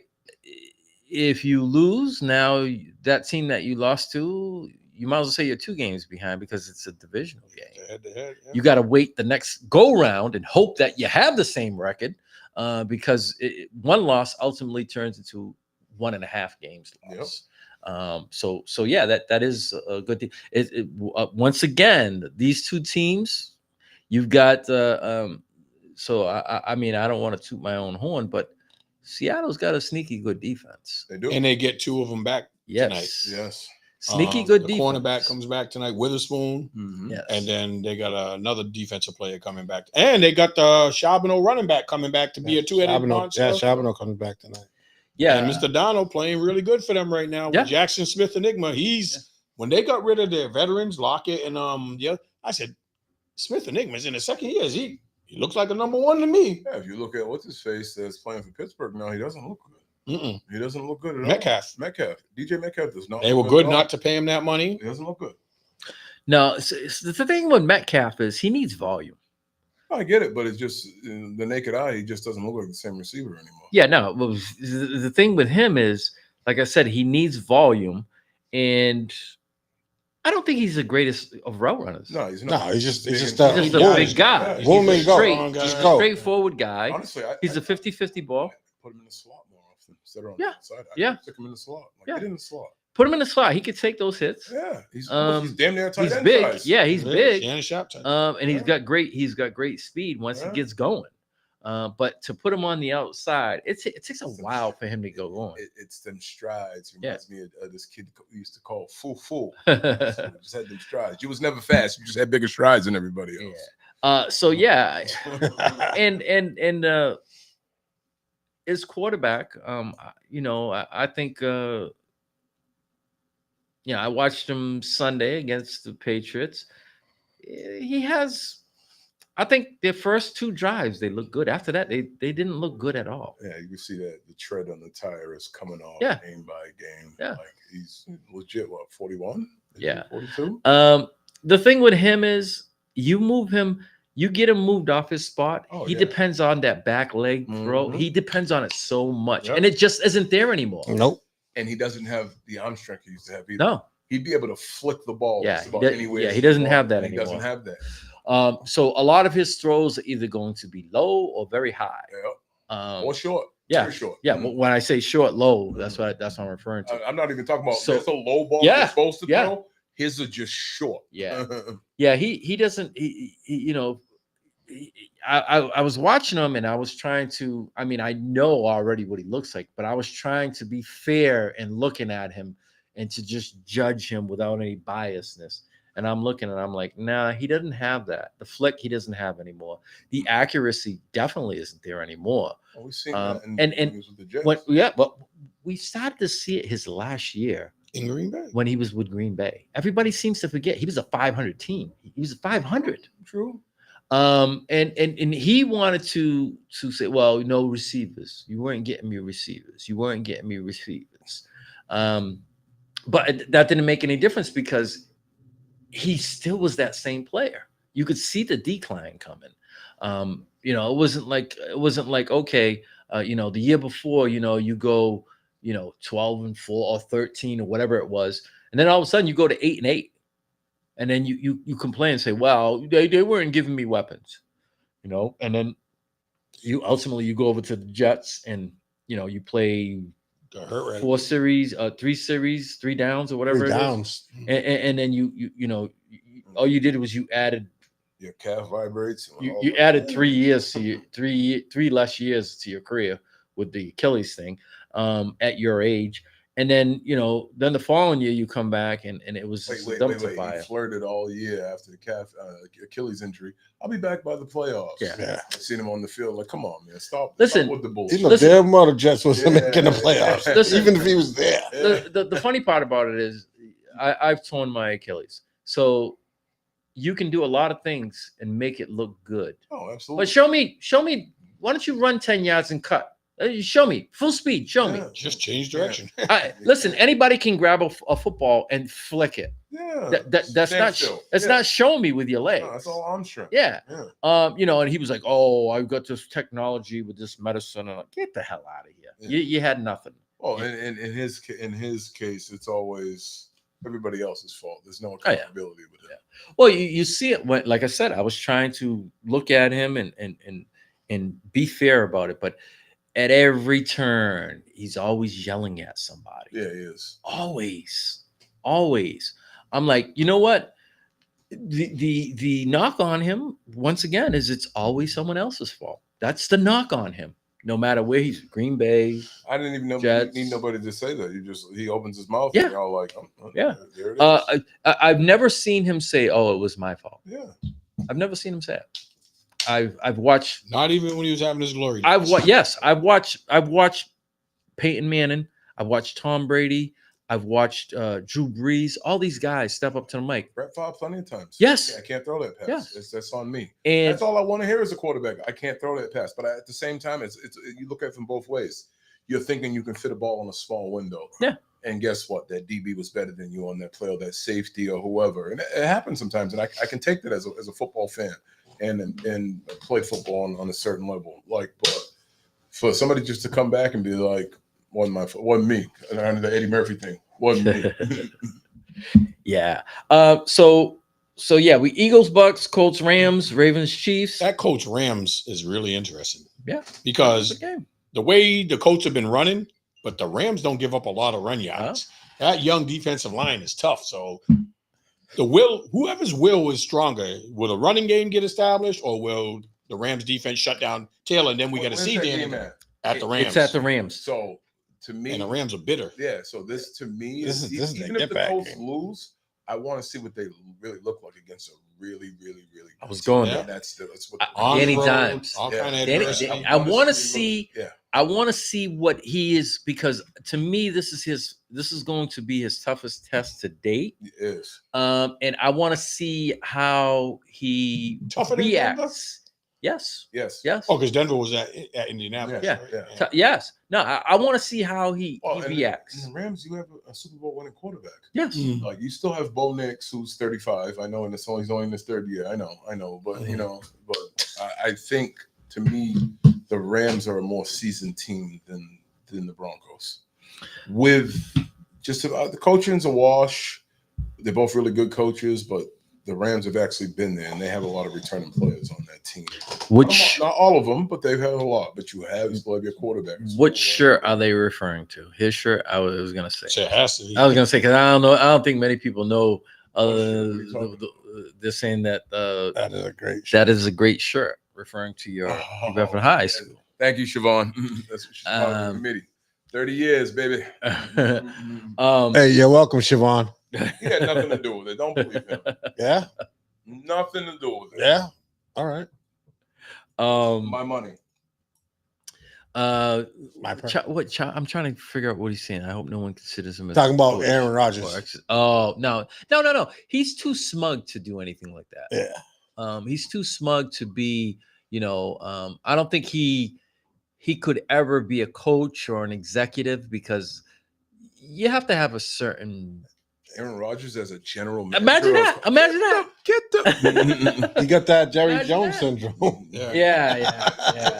What his thing is Aaron Rodgers thinks he's like top 3 quarterback ever, and his attitude, you can see it in his attitude. So he's gonna want that from his players instead of trying to Super Bowl. Yeah, instead of trying to draw some good things out of a play, he's gonna demand it in all the wrong ways because he's arrogant. He thinks he knows it all, and nobody can tell him They're that. gonna start losing RELAX. Yeah. I'm going on a retreat, and I'm going to go in the dark room. I'll be in the dark room. I'll be in the dark about room. what free agents to go after this. Yeah. For 96 hours. And I have to come out for 3 and let my eyes readjust to natural sunlight. Like, shut up. So the injury bugs, we touched upon it, right? So James Conner, ankle, he's out. He's done for the season. Yep. Nick Bosa, torn ACL, he's done for the season. Najee Harris, Achilles, done for the season. Now we come to the guys who are still, that are still CeeDee Lamb and Mike Evans. So it'd be CeeDee Lamb and Mike Evans, high ankle sprain, hamstring. So I didn't realize every year. 7 years in a row. Yes. Yep. That's wild. What 7 years in a row? Mike Evans. Oh, hamstring. 7 years in a row. And you know still what? maintained the still gets and that's where I was going next. Yeah, And how do you get hurt and 1,000 still yards. put up those Listen, numbers? I am no longer going to sing Mike Evans' praises because I get beat up for it. Like, people talk shit to me about it. I'm like, bro, Numbers are numbers. women lie, men lie, numbers don't. Like, it's you say all this, and then I backpack it on. He's had like 44 different quarterbacks. Obviously, he hasn't had 44 quarterbacks, but you get the point. Yes. He had Jameson Winston throwing the ball to him. I think it was like Jeff Garcia at one point in time. Don't quote me on that. Could be wrong. Whatever. Been wrong before. I'll be wrong again. But he's just had quarterbacks. He had Tom Brady for 2 seasons. And it was probably the best 2 seasons of his life, thinking who was throwing in the touchdown passes. I'm not saying numbers-wise. And they won a Super Bowl. Yeah. But for 11 straight 1,000-yard seasons, nobody else has done. Yeah, don't shit on Jameson Williams, bro. I mean, not Jameson Winston, because that boy put up 5,000 yards. He did, and he's colorblind. And he just had 30 of 30 and 30. He was a 30-30. Hey, no 30 for 30. Hey, 30-30 would have been great in baseball numbers.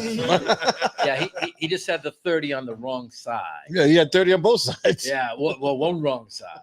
Led you back and kept the other team in it. So just think about he probably had over 8,000 passing yards. So 2 other people that we need to mention is the New York Giants running back, Tracy. That's right, Tracy. I saw that. The door for Scatterboo. Yeah, well, yeah, that kid's good. That kid's he good. can catch and pass. He just seems like he's. You know what? He just loves to play football. He loves contact. Yeah, he loves contact. He likes the contact. Yeah, he's a fullback. Yeah, and a little body. I liken him to like Sharik. He wants to hit you. Yeah. He doesn't even care. He hit one of the defensive linemen, and the defensive lineman looked like Canelo. Looked at him like, you just did that. And for Philly, Lane Johnson. Yeah. Neck. How bad's his? They said it's a neck. Yeah, they said it's neck. His is tricky. They said 2 to 4 weeks at first or something like that. Yeah, so it could linger on the whole. It's gonna linger on the whole season. Listen, that's not something that goes away. So that could be career ending. You can attest to this. You're a lineman. Yep. That in close contact. Oh God. Right. Oh, God. You don't look like a lineman no more. No, I'm saying he played. Excuse me, Steve. Excuse me. Steve, after the show, you get him after the show. I'm saying he played. I won't so pull a that hamstring. in close contact is brutal. It's brutal. And that's what they were talking about. They're like, a lot of people, they don't realize, the close contact that the linemen have, and with an injury like this, how it could just keep coming back and keep coming back. Yeah, that's why I said that's a minor car accident every freaking play. It could be career ending. It's kind of like anybody who's drinking beer for their first time. Did you really like beer the first time you tasted it? Nah, but at the end of the day, a couple of weeks go down the road, couple months, couple years, you are longing for their ice cold beer. And that's what I likened it to when you smash somebody the first time and you're like, shit. Sucks, but it's an acquired taste, and you begin to love it. You begin to love that contact because it's contact every single play when you're playing. Yeah, with these offensive and defensive linemen, how strong it's a Big, minor strong, car accident. it is. It really is. They did a study on like something that was half of offensive the linemen. sports science. Oh, it's crazy. Yeah, they used to do them. They used to do all kinds of the stuff. test dummies and everything. It's crazy. Whatever happened to that? They stopped it. They just stopped it. Must have stopped with the cut. So that was a great show, man. Of course it was. I used to love it. It was hurting the sports more than it was helping it. So they kind of curbed it out. That's what they said. Why? Because they were telling the truth. Yeah. Because they were telling the truth. Yeah, I remember when the whole Derek can attest to this too. When the whole CTE thing came in, our numbers went down by like half. Oh yeah, like within bang, just like parents that. And don't worry about the best craziest answer I got was, "Yeah, I don't want my kid to get hurt, so I'll wait until he goes to high school." That's the wrong. That's just That's a few the less wrong- years of contact. Verbatim, That's That's the dumb. wrong. verbatim. He heard that at 6:45, at 7 o'clock down on the other end of the city. I heard the same thing. Like- I guarantee you, bro. It reverberated through the community. It's funny because That's crazy. I'll wait for my kid to Yo, play I high literally school. I'm like, verbatim heard the same thing. Was like, huh? that's even worse. Yeah. Yeah, no. Don't you understand that when moving object A is heavier and moving Yeah, and B? I'm all for safety. I'm all for it. But I think a few of us up here played many years of football, smashing into each other. I think what we did worse was play fumbleation. Yeah. We played Without fumbleation thinking, like it no was equipment. nothing. No equipment. No cement. No on the blocking. cement, no nothing. Yeah. Yo, in the front, we in Westland, we had cement in between the grasses. I remember behind Sergeant Field, every New Bedford High Listen, game. every project had We cement. would carry Yeah. that football like what's his face on Boys in the Hood. Yeah. No, Ricky! No boy and Ricky. We had that damn football like it was nothing. I told you not to bring that damn ball because you know what? A game of fumbleation is going to break. And it's crazy because I still hear parents say that. I don't want my kid to play football because of the injuries. And it's like, listen, injuries happen in any sport. That's great. I'm not going to put my kid in football. Contact. I'm not going to put my kid in football, but I'm going to let him play hockey at 7. Yeah, exactly. Yeah. Well, you know what the number one concussion sport is? You know what it is? The number I would have one guessed sport? football. No. I'm willing to bet a dime to a dollar that I heard it was soccer. Soccer is crazy. Like when you're running into people and everything, falling, the ball hitting you. Trying to headbutt. I'm saying it might even be the number one non-contact sport, but the numbers are almost comparable to in football. Yeah. The gear and everything. They say that rugby, to a certain level, is safer than football because you're taught at a young age to keep your head out of everything. Yeah. So that was on Sports Science. I seen that with my own eyes and and heard it with my own ears. Like it's crazy. But like sports like that are like you have equipment on. The helmet is so much better now for all the people that are the CTE people. And I get it. You want to keep your kids safe. I'm not mad at you now, but we literally had to. You got the kazoo, empty out one cover of our warehouses. We threw away like 300 helmets. I was like heartbroken. Like we can't refurbish these. Nah, nope. yo, every They have to be destroyed. Every 2 or 3 years, you got to get brand new You helmets. got to get brand new helmets. Yeah. So it's a New lot technology. safer now. Yeah.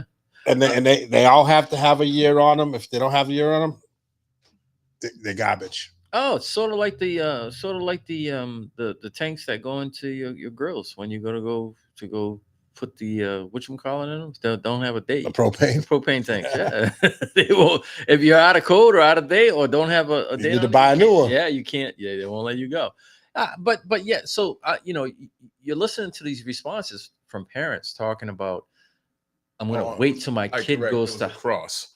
Lacrosse. It wasn't soccer. It was lacrosse. What I was talking about. Those hide sticks. Yeah. I'm gonna wait for my kid to get into high school. So he's missed 4 years of safety, of the proper way to tackle, the proper way of getting your head out the way, and all this other stuff. Now you just want to go throw them into where the kids are twice as heavier now. And they're not going to take the time to go over to show you because these freshman coaches, you should learn that in Pop Warner. Exactly. We don't have time to teach you that Exactly. now. They don't want to be teachers. No. They just want you to implement what you should already know. Yeah. It's that's mind-boggling. That's mind-boggling. I like I said, I've had people in my family. I said, "Oh, you got to put him in football." "Oh, I don't want him playing football. It's too dangerous." I'm like, "What? You let him cross the street?" Wait a second. It's danger in every aspect. You got him playing basketball. Basketball is very dangerous. I've seen people snap their legs, snap their arms. I've seen people concuss. There's a lot of concussions. ACLs and Achilles. That's happening all the time in basketball. I mean, I like I said, I've just in one of the kids that played with me at Vogue, we've seen the kid snap his arm. I mean, it's it's just it's just the luck of the draw or the unluck of the draw, I should say. But if you tell a kid to watch out or don't do this, that's when they're going to get hurt. Because when you play with with no fear, with instincts as opposed to having to look this way or having to look that way, that's when you get hurt. That half a second that you stop. Yeah. That half a second that you didn't go hard. When you don't go, when you go half-assed, that's when you tend to get hurt. Yeah. You go hard, you're not going to get hurt. Yeah. But yeah, it's mind-boggling. I mean, that was a good side conversation because, like I said, I hear it. I've heard through friends, through family. I've heard it, and it's like, and I'm like, what are you talking about? Yeah. I just it's well, you know what it was though. They just gave like a broad spectrum of the CTE thing. They didn't explain it in depth. Yeah, you know, and then people just seen that CTE, and then they yeah, started and using, they want to put it on everybody. And they started using names like Junior Seau and people like that, and they're like, "Well, didn't he kill himself?" And I guess he did. I'm like, but Pop Warner and NFL are two totally different things. Like, but it started when they were at a young age. I'm like, and then it started to become where the whole concussion thing, if you even thought a kid had a concussion, they had to be out for at least a week and then go see a neurologist and sign a pay. Oh, it spread like wildfire. It was crazy. And then you look over on the field and there was nobody there playing football anymore.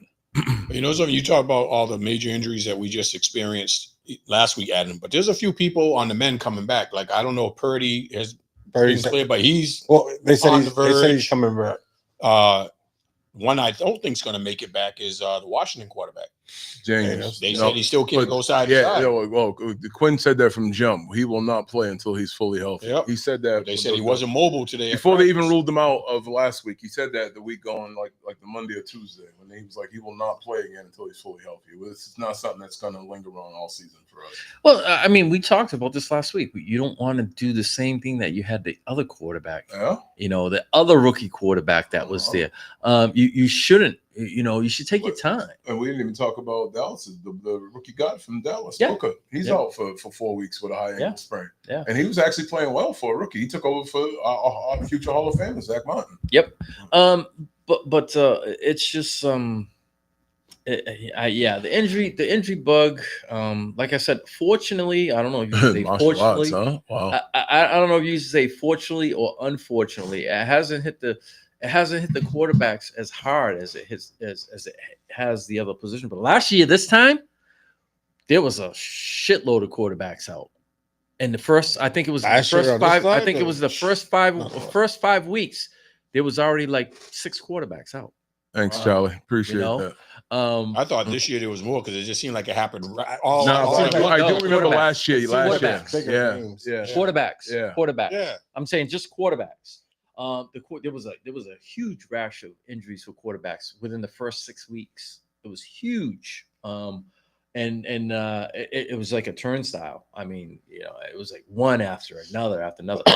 There's only 2 quarterbacks that are hurt right now, right? After week 5, it went downhill for the Lions. There's only 2 quarterbacks, so it's Purdy and the kid from Daniels, right? Yep. Those are the only ones that are hurt. This time last year, Purdy might be back. McCarthy. Who is it? McCarthy. Oh, McCarthy. Yeah, McCarthy. That's 3.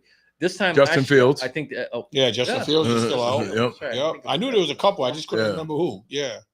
I still think there's one more. Oh yeah, Cincinnati quarterback. Yeah, Burrow. So how can we forget Burrow? Yeah, you might. Burrow. Be right. Yeah, you might be right. I don't know. I don't know. For some reason, it didn't seem like there was that many, but there is. Gone for the year with Burrow. Burrow's not technically for the. I mean, most of the 3 months. 3 months. That's what I'm saying. They need to. If Browning stinks out the joint, they have to stop making phone calls. I would. If I'm them, I make a phone call already. To who? Giants, Browns. Browns for who? They have 2 rookies there. You can't play both. And Shador just made a statement that he's better than a lot of the starting quarterbacks. No, he's not. No, see, I just read it a second. And he made the statement. See, this is listen. I am so not. you haven't learned to be from humble. what caused you to slip so far, or almost not even get drafted. Mm-hmm. You need to keep your mouth quiet and let your playing do the speaking for you. You haven't played, and he hasn't played in a single game yet. Why would you make a comment? I wish Shador all the success in the world, but you cannot make that statement. No. You're already better than so and so and so and so and so. No, that's true. What the statement Charlie just made? Is that many? Yeah. That's half the league. Yeah. I remember one time they said we weren't smart enough to play. Oh yeah. That was they had that. I seen that a few weeks ago. But yeah, the martial arts, I would have never even have, but it makes sense. It's really a contact sport. It really is. Getting kicked in the face, thanks. Kicked in the head, Yeah. slammed on the head. Yeah, there's a lot that goes around. Okay, so anything else before we move on to our next subject? It was a big week in football, and it'll be a big week this week. But Next up, we need to talk baseball. So the Red Sox are flat smack doing better than I thought. Well, this time last week, they had a better week. They had a better week. What did we say? 6-3. They had to go 6-3, and right now they're 6-4 in their last 10. No, but I'm saying as of last week, when they had 9 games left, we were like, they have to win 6. And right now they're 4-1. Yeah, because they handled their last. So in their last 10, they're 6-4. In their last, they still got the 3. For them, if you look at it, right? So if we talked about the teams that are going forward and the teams that are going backwards. So you got 2 teams that are going in the opposite direction. You got the Tigers who can't win a game. No. I don't know what happened. And they're so good at midseason. Wait, hold on. So we hope that trend continues. Yeah, with the Red Sox. Because that's who they play them. That's who they play next. If they win tonight, they're good. Yeah, if they win tonight, but we only got to win one against the Tigers. So my thing is, right. So you've got you've also got the Toronto Blue Jays who suddenly they can't seem to win. They're going to lose the whole division. They're going to lose the whole division. Tied right now. Yes. So if they lose today, they have the tiebreaker. So if they lose today, I hope the Yankees lose. If they lose today, the Orioles. Yes, they play the Orioles, and Toronto finishes up against Tampa Bay, who they have a losing record Yes, against. But Tampa Bay's got nothing to play for either. No, but they're still playing. They're still winning. They're putting up a fight. So all that being said, is the Red Sox a viable World Series contender right now? Yeah. It depends. They got to get Roman Anthony back, and he's got to let's put it get this the way. rust off quick. So I'm gonna if someone asks me, are they a World Series? Are they a serious threat? I would say my first reaction would be for the pennant. I would not say World Series, but I could see them upsetting somebody in the first in the first round in the wild card round. I could see that. And when healthy, they handle the Yankees, who are supposedly rising to the top right now. So if let's just say the trend continues that the way it is, they could end up right back in Toronto. Yeah. They could end up first round matchup. Yeah. So and Garrett Crochet is lined up to be after last night. Yes. He's lined up to be the number one, the first game pitcher. Yeah. And it was funny because I remember seeing the matchup last week, beginning of they were trying to get the rotation right, and then when I seen Crochet in Ghana, no, the one that pitched yesterday that used to pitch for whatchamacallit. No, the one that pitched for Toronto, that pitched yesterday. Yeah, it was. He used to pitch for the Dodgers. Yeah. I thought Crochet pitched yesterday. No, for Toronto. For Toronto. I can't think of his name right now. I got a brain. But they were killing him in the first. Well, they showed his ERA in the first inning. His ERA in the first inning was like 7, and then it went down in the second inning. The third inning it went up a little bit, and then he was good 4th, 5th, 6th, and then it shot back up to 9. But I mean, you can't ask. Like I said, we did say they would have to go, and have like a 750. Sure. There you go. That they would have a 7. Couldn't think of his name. I just got a brain fart. But they're actually finishing strong. So they're 7 they're where are they? They're 6-4 in their last 10. Now we look at the other teams. You got the Mariners, who are finishing strong. You've got the Guardians. They're both 9-1. All right, in their last 10. And you've got the Yankees, who are 7-3. And then you have the Sox, and then you have the other teams. I'm more worried about Seattle and Cleveland once the playoffs start. The way they've been hot for so long a period of time, and Cleveland set a record for the biggest deficit to overcome, the biggest collapse, because Detroit, as bad as they're playing, just the opposite for Cleveland. They were 15 games out not too long ago, and they've caught up in overtaking that division or tied for that division. They took it. When you go 1-9, I'm like, what's making them so good? Because I think of 1 or 2 players on their team, but I'm like, what's making them so good for the last month? probably pitching. Probably Has to pitching. be, because You look at most of these teams. I think are the third baseman, and you look at most of these teams, right? That are playing really well. It's being powered by a lot of good pitching. and Seattle got a lot of good pitching, and then they went and got free agent bats. So the catcher, Ryan Wu, the catcher had 60 home runs. Yeah. Oh, we need to talk about that. Yeah, who's the MVP? Him or Judge? It's got to be him. It's got to be him. Yeah. I mean, he's First switch hitter. He's a First catcher. catcher, first switch hitter to hit 60 home runs. It's amazing to you look at him and you're like, nah, he doesn't really look like a home run hitter. Yeah, big dumpster. That dude is tough, man. He is. That's being a switch hitter. Yeah, that's and he's and if you ask me, that's the most draining position in baseball. Oh, catcher, your knees, your hips. yeah. Oh God, your ass. You Oh already God, it's play ridiculous. every single pitch. Yeah. yes. Just the bending down. And you're doing it every day. Yep. Just the bending down. I would like to see. What Mike Piazza literally switched positions later on in his career. Didn't He had to. Yeah, he had to. Too good of a bat to be crouching down and killing your knees. Yeah. Well, that's my whole point, because of the day-to-day on your body, especially your lower body. Yeah. This dude's there every day. Yeah, nailing down that's got to be. When you compared his MVP numbers to Judge, the only thing he's beaten Judge in is home runs. Because hits, he's only got 144 and Judge got 173, because he only bats 248 compared to Judge's 328. I said it's bad now. Yeah. It's down, way down. But still, them 16 home runs.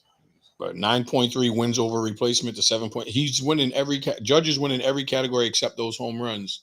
I think Judge will beat just about anyone in all those categories because of the fact that his team's on. And the crazy part, Judge missed so many games. Yeah, Judge would have been up there with 60 home runs, but he wouldn't have been the first switch hitter or the first catcher to do it. So that's setting precedent. Yeah, I think Judge and Ohtani are just in a class by themselves. Ohtani, especially when you add the steals. But I think Ohtani, his pitching brings him up here. It's and his ability to steal. Is he going to be 50-50 again? He already is. He got 50 steals. Yeah. I know he's got 54 home runs. He hit back-to-back seasons. I would have never thought I'd see somebody with 250 before he had 50 home runs. Yep. And he's a bigger dude. That's what kills him. Yeah, he don't look like he's fast. Yeah. He's a robot. I want to go up to him and touch him. Yeah, he's somebody made him in a lab or something. Yo, and the crazy part about it, team's gonna have to see him in the bullpen. Yeah, he's gonna be a middle reliever. Oh, so the rookie there was the Boston rookie. Yes, he got moved to the bullpen. He got named as the lefty. The lefty kid. The dude that looks old. He got a home run in relief yesterday. He got the award as the minor league player of whatchamacallit the day before yesterday. Oh yeah. Yeah. Yep. He still did good in relief yesterday. He gave up a home run to his first, but then he shut it down after that. But that's a nice asset to have in that. Oh, in the bullpen, middle relief bullpen role. And it definitely is, because we were worried about the pitching. If he can learn to pitch every day. Yeah, he's used to pitching once every 5 days, but you're only asking him to do 1 or 2 innings. Yeah, it's something. On the side you listen to guys who have made the switch, and it's just you listen to a lot of the guys, and they say it's just a frame of mind of thinking, because obviously a lot of the starting pitchers, they like to get into a groove. Yeah. It's a groove.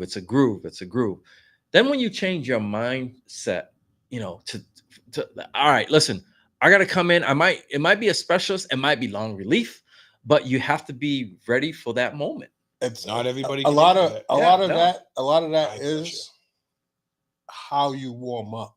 Yeah. If you can get loose and warm up fast, you're good for that. But there's pitchers that have to go through a whole routine before, Yeah. like they have to throw the long ball, they have to stretch out their arm for 20 minutes each way. It's tough. And being brought into high pressure situations all the time that you may not have created. You come in, there's 2 men on, you're up a run. It's always a high pressure. Some people don't have that confidence and that mindset to go in there and be like, I inherited this situation, I'm going to shut it down, or I'm going to protect this lead, or whatever. I have a question for you guys. It's usually Steve that asks these questions, but I want this one. Ask the damn question. Shut up. Okay. Who do you think, in your mind, who do you think is the Red Sox MVP right now? The pitcher. Which one? Crochet. Okay. He's got 18 wins. 17-5, and then he won yesterday. So yeah, 18 and He's 5. got 18 wins. So you say Crochet? How about you? Yeah, I mean, When he said which one, that makes me think that he thinks another pitcher because Bello had a good year. Gelato? Huh? Giolito, yeah. no, Giolito didn't have. How about your closer? Chapman. He had a great year. He had a great year. So I did see the But I think stat the over- starter had to put in a I little did bit more work. I did see over the last month and a half, his ERA is like 1 point. Yo, he didn't give up a run in like For a whole 60 month. innings. Yeah. And he's only pitching 1 inning Yeah. at a time. For like 60 innings, he didn't give It's up hard a to run. pick between the starter and the closer. They Yeah, both oh, had yeah. incredible contributions. But he did come into a lot of pressure situations too. You know, being up by 1 point, being up by 1 run, coming in at the 8th for 1 out. You know, to quell a possible rally. It's all a matter of preference. Yeah. You know, But without him, just think about all the 1-run games that That they they lost. blew. 26 1-run games. yeah, they would. Yeah, it would be leading, funny. It wouldn't. Yeah, they'd be leading the whole American League very easily if they Just didn't have that problem. Just cut that 26 losses in half. Yeah, 13 game. Yeah, that makes a big difference. Yeah, seeing that they're only 3 games out of the overall league. Yeah. So what's the status? I know Anthony's about to return. He's on the verge of returning, but when you got a core injury, every The movement worst. hurts no matter what you It's do. the worst. It's connecting. Swinging a bat, Yeah. Tell throwing us the about ball. it, Steve. Tell us about it, Steve. Tell us about it, Steve. I'm sorry. I only know half of it. I didn't hit him out. And he went, the way I didn't even hit him out, and he was frozen. He was like, Because I'm so glad that he was picked me such a out. long, lingering injury. It's like He didn't even play 95% gone. he get all jacked up sneezing. Or coughing, yeah. Sneezing was like my biggest enemy. Yeah, no, so it's a wait and see thing for him.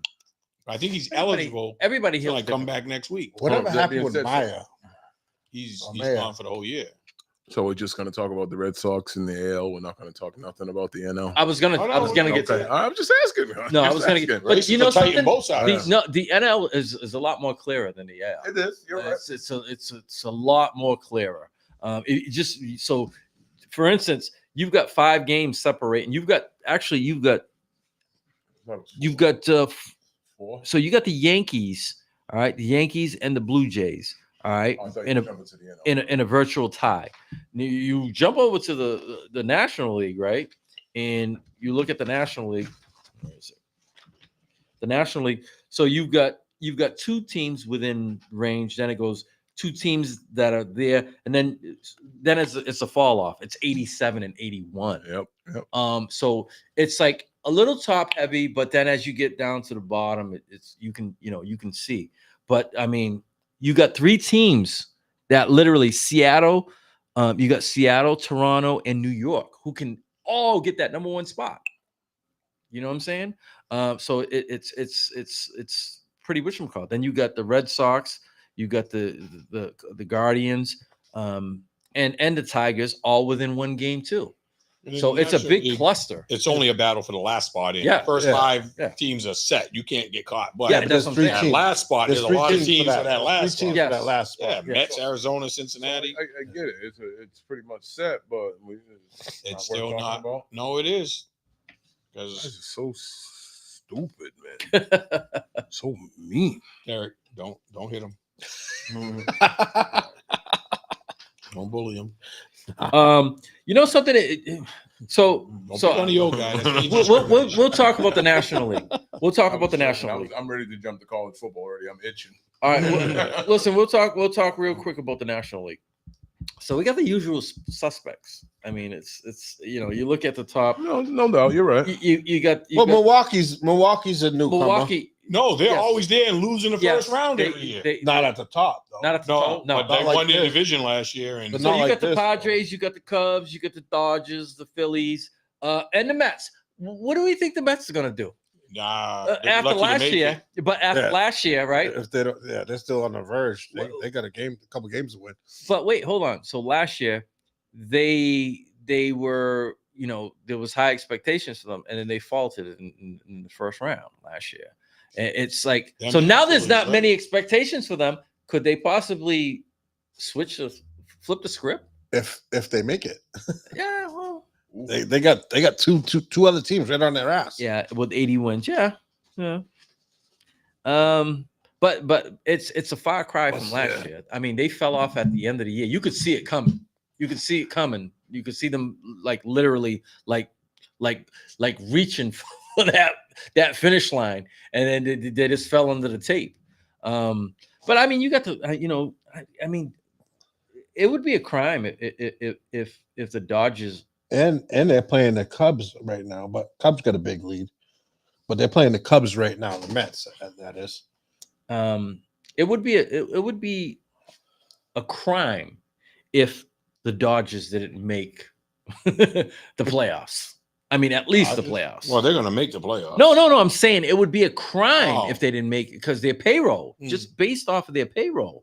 I mean, you put their payroll up against.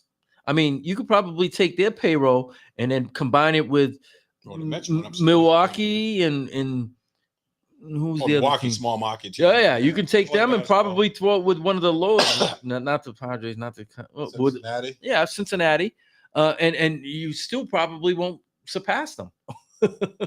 I mean, and they finish off with the Marlins. The Mets finish off against the Marlins.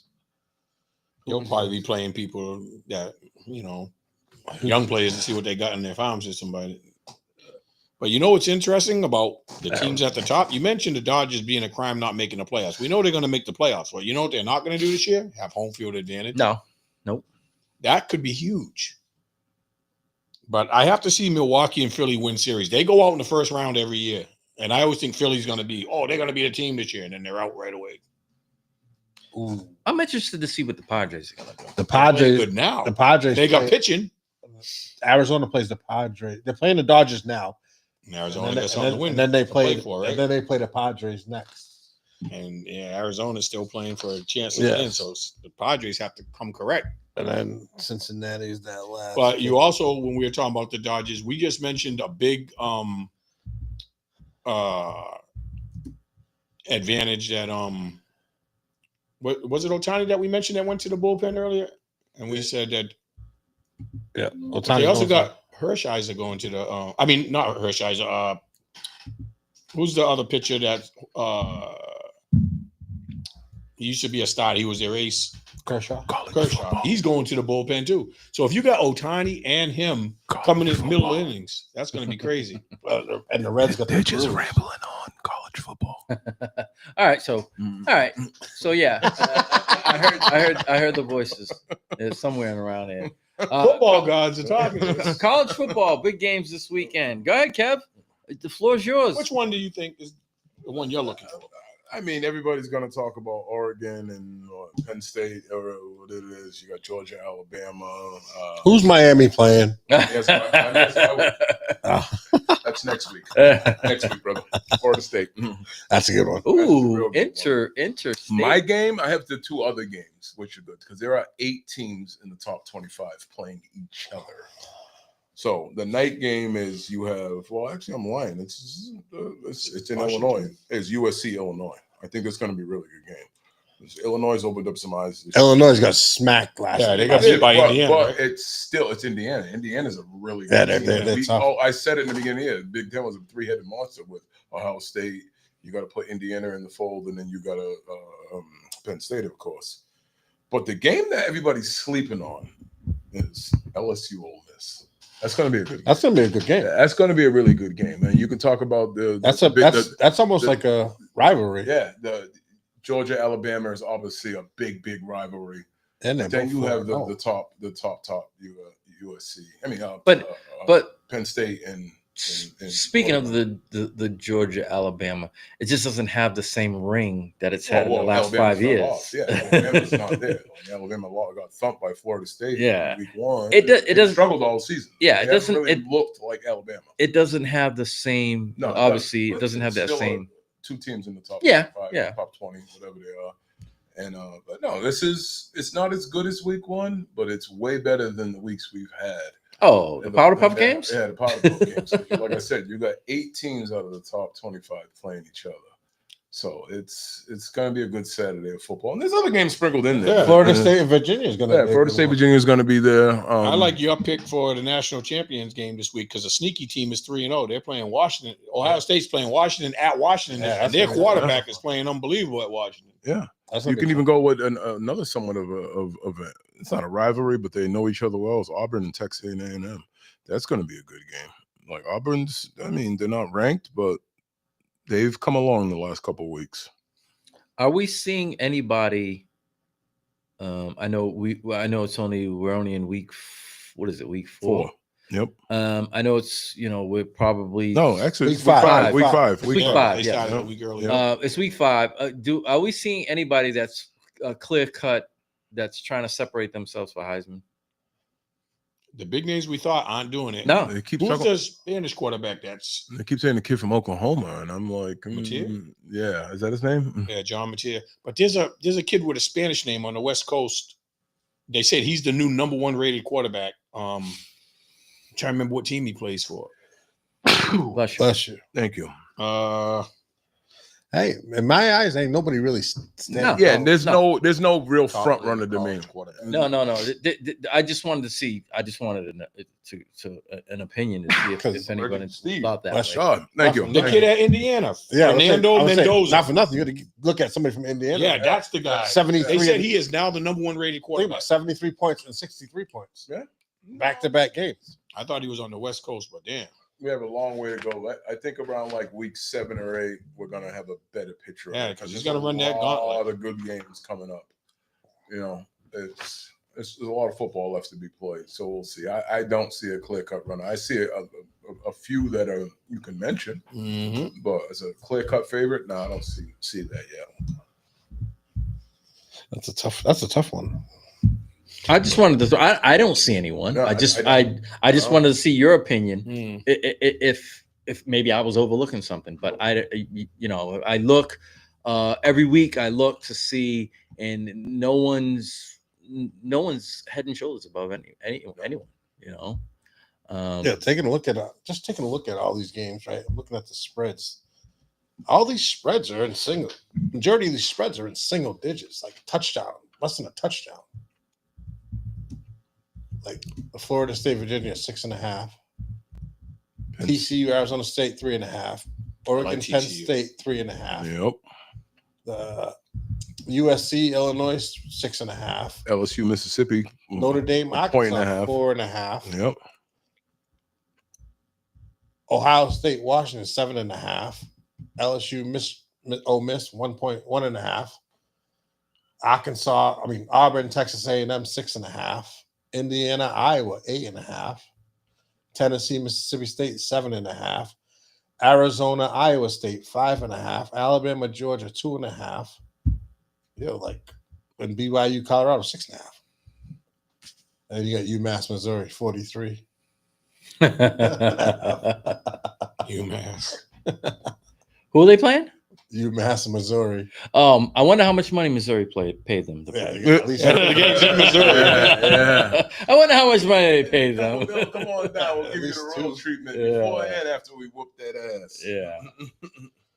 Missouri just got ranked, I think. So, anything else before we move on? We still got WNBA playoffs. All right, so we'll slide on over to the WNBA playoffs. Oops, if I can get there. Biggest surprise. Before we start to talk about the WNBA playoffs, can we talk about what happened in New York The coach with being the head fired? coach? After Not being New York fired. Liberty's coach got fired after winning the championship. Not she wasn't fired. Her contract isn't being renewed. Same thing. It's not the same thing.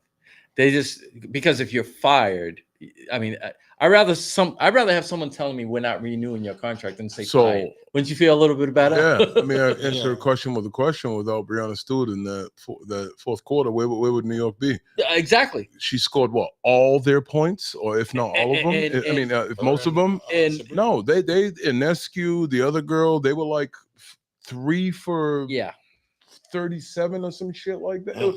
I don't remember the exact number because I was so. when I was furious about watching it, the and I was game, like, I said, wait a second, is And this Brianna Stewart was hurt? yeah, I I know. I said, is this the Brianna Stewart that was playing at UConn? Because she looked like she threw time back. I'm like, what's Well, going when on healthy, I here? still think she's a very highly rated WNBA player. But She's in the top five. Yeah. She's in the I don't know top if five. Inescu's top 5, but as for a shooter, Yeah. Inescu's top 3. She's a Point sniper. guard running the Yeah. show. Sniper. But where were they in that fourth quarter? They basically like the only one that really was doing anything, and she was doing big things in that fourth quarter. Yeah. And She was they and lost. ones. Yeah. Everything. But my thing is this something in the water in New York? I have no idea. Because same thing about Dallas. well, no. So yeah, same thing about Dallas. So we can liken this to the men. You had the coach go all the way to the all the way to the Eastern Conference Finals, something that they haven't done in close to over 20 years. And then you have we switch over to the females. You have the female coach just win the championship last year. Okay, thank you for your services. We are not going to renew your Going contract. in a different direction. Unless she was just too That big hurts. for her bridges, and they were like, yo, Maybe We don't there's know. We turmoil don't- with the coach, Yes, with the players. we don't and they're know gonna what keep the the players. we don't know what the internal strife is. Maybe it was a contractual agreement. yeah. We don't know. But you know something? I guarantee you in a couple months we'll know. Yep. Yeah, we will. It'll come out. It all comes out in the water. As soon as the smoke's cleared, somebody's gonna drop a Oh, bomb. it's all coming. And you know what's Somebody's gonna crazy? drop a bomb. But your ass is coming. I know there was another WNBA coach, I'm pretty sure of a winning franchise, that was let go too after having a very successful season. I just can't think of her name. But the New York one was actually the second one where the coach was not remained. And it was somebody else who had a really, really good team and a really good record. Damn, I can't think which team it was. But I just don't understand how people are having successful seasons and not being retained. Like 1 year out They for the want team. new blood. I guess the model is business first, sports second. I know all this is ultimately a business, but it's still a sport, and it's like I don't understand how you can't just find a good coach. Good coaches just don't run on trees. A dime a dozen. Like it's crazy. Like I'm not, but like I said, internal strife. I don't know what's going on. I haven't read anything, but when I seen the headline, I did do a little research on it. And it was like, like why? And it said it was just a mutual agreement, and that's where it was left. And I was like, there's something else there. Yeah, you have coaches that are good with X's and O's, and then you have the bad people persons, and then you have great people persons, but not that good with X's and O's. So that brings up another question: was it just more of talent winning that championship? Or was it coach? Both? I would say it has to be both. I mean, It yeah. could be. I mean, when healthy, that's a top team. Yeah. High draft pick, better player, come back strong following season. Yeah. They come back with the same players. I mean, run it back. Yeah. Run it back. And like you said, Brianna, she had just gotten hurt a little over a week. Yeah. You know what I'm saying? And she put up a 30 burger. Yeah. Like I said, when I was watching her, I mean, I'm not used to watching her score in volume like that. And everything was to her. Yeah. Everything was to her. She kind of looked like Asia Wilson at certain point in times in that game. I was like, man, this girl's doing it. But, when she was at UConn, she was doing that. Yeah. She was unstoppable. Yeah, that's why I said I was like, wait a second, is this the UConn? Yeah. Is she bringing it back like that? All right, switching over to just further in our conversation about the WNBA, let's talk about the Final Four. Are we surprised to see where the Fever are at without their I'm surprised because it wasn't yeah. expected. Yeah. So much emphasis was put on her being the main cause. I also throw the dig of, where's your girl at? So this is a team sport rather than a single Exactly. sport. Sometimes I'm not hating on her, Caitlin Clark. Caitlin Clark's a fabulous talent. We all know no. that, but it shows you that because everybody, I literally heard the narrative of how where's Boston at. This is now Caitlin Clark's team. Sometimes when certain players go out, we've seen this before, right? We've seen it, and we've seen it with the pros, right? Others rise to the occasion. What wasn't there a guy that played for a certain team? You know, the guy that likes running around with guns and making believe that he's shooting. Jaja. What happened when he was out? That team went on an 18-game winning streak. Then they started questioning, well, are they better without him? Sometimes things just mysteriously happen. No, what it is what happens is some players see that star player is the man or the woman. They tend to play the background, slide it back. Yeah, even this past year, what's his face? Junior filled in for him and looked fabulous. Scottie Pippen's kid. Scottie Pippen. Oh yeah, he had a triple double. They became the first father-son duo to get a triple double. He looked fabulous when he filled in for Morant on a few times. Like, damn, he might be the starting point guard. Yeah. I just wanted to throw that out there because when she was out, I'm saying to myself that I don't think that they have a chance in the world, but they are flourishing. And they upset somebody in this first round. Yeah, right off the rip. Atlanta, Atlanta was third highest rated team in the whole league, and third best odds to win the title. And they beat Minnesota one game. Oh no, that was Phoenix. No, the Aces. They took game one. Huh? They took game one right off the rip at their spot. Mm-hmm. So I'm still shocked. I'm just like Kelsey Mitchell. That might be a bigger shock than thing beating New York. I know New York's the defending champion, but New York was battered. They had injuries all season, and then Breonna Stewart getting her. Even though she played well in that game, the other teammates just didn't come to play, especially in that fourth quarter of that game. So Atlanta losing the FIFA beating Atlanta is up there with me. With the New York losing too, it's just the two eye poppers. Like, whoa, what's going on here? Yeah, especially without no Caitlin Clark. Yeah. Sometimes teams gel. Sometimes they gel better when the stars. Sometimes you become more of a complete team as opposed to depending on that person. It's the stand around and watch. There you go. Mm-hmm. It's a stand and watch effect. Increased and role. Now you're just instead of sitting there and playing your game, you're watching someone else play their game. Yes. And that's what happens a lot. Now you're asked to be doing more, and you're capable of doing more. Yeah. But you're spreading it out to more players than just that one person. Now you feel more confident that you're going to get the ball if you do something instead of just if Steve's shooting 85% of the time, I'm just going to sit there and watch. Mm-hmm. Especially when you're pulling up from 30, 35 feet. But if there's somebody else and I have a chance to get the ball, I'm going to move around. That's what I was going to say. You don't get a chance to run he your shot offense. 85% of the time when he was on. His brother told him. Nah, but you know what else that people are underestimating? What else did Caitlin Clark lead the league in besides turnovers? So then better ball security. You're valuing your possessions more often. Great point. Yep. So if you're getting more chances to score because you're not turning the ball over, your offense is going to increase. But not for nothing, and I'm not saying this to get her back, but a lot of those turnovers were not her fault. She's putting the ball in the right position. True, to a certain extent, but she takes a lot of chances with the spectacular pass. As much as she pulls up from 35, 40 feet, she's a willing passer, bro. She's great. I think that in her sitting and watching, I think in her head, she's probably saying, well, I didn't know that they could do this, or X can do Y. Mitchell and Boston has stepped their games up, and then the role players stepped up. How could it not make them better? Yeah, well, you've got but I'm saying because you've removed the best player. Yeah, you've actually watered down their roster. Absolutely. All right, so now 2 goes to 1, 3 goes to 2, so forth and so on. like I said, I gave the example with John Morant. Yeah. When he went out, they went on an 18-game win streak. Good. I remember that. Yep. So So it didn't happen just once. It happened twice. yes. Yeah. So now it's like, okay, I'm as somebody that's supposed to be the leader, I think she should be looking at this team and saying, okay, when I insert myself in, how can I add to this? I knew I added to it before.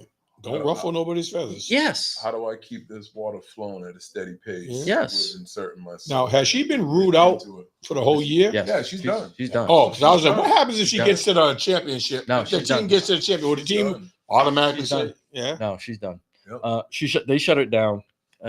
It'd be interesting to see them get to the championship Well, and her not. I think the more the question is, they do get to the championship, can she play?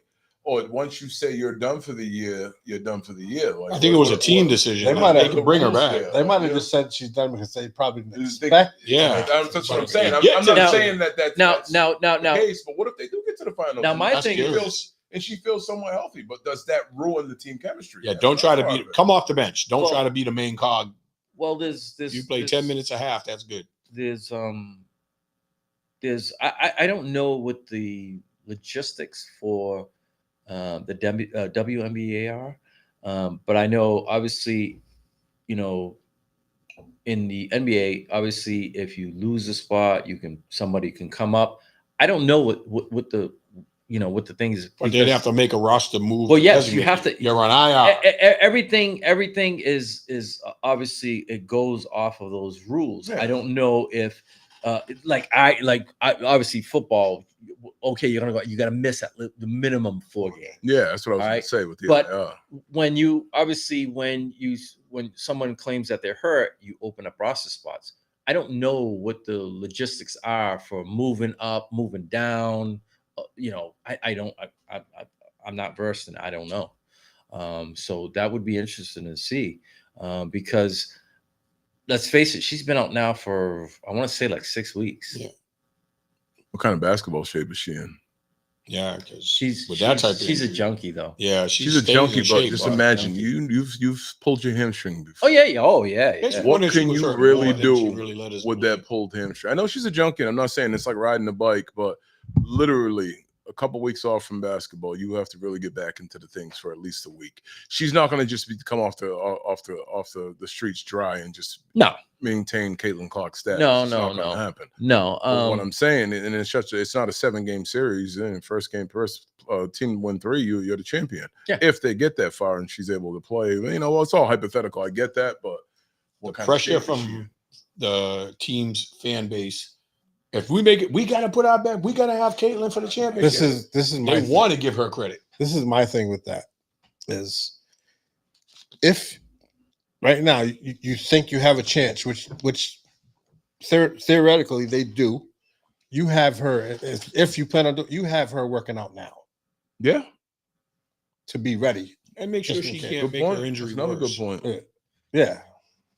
Because you want her. They got to be truthful. You with want her. injury. You want her to be tested. You don't want to just throw her out there. Let's not and take then, a and then it makes it worse. Yep. Now you're rehabbing the whole off. So you work her in, and she should be working out now. That's going to be interesting. If they get past this series and make it to the championship round, I think the pressure for the organization, the fan base is going to be all over the team. And I think she's going to want to play because there's no guarantee she ever gets back to a championship. You know what I mean? But if it's going to make the injury worse, well, yeah. In that case, you have to be honest. You got to smart. protect her. For You the don't want future. you don't want it to be like that where it rips off the bone.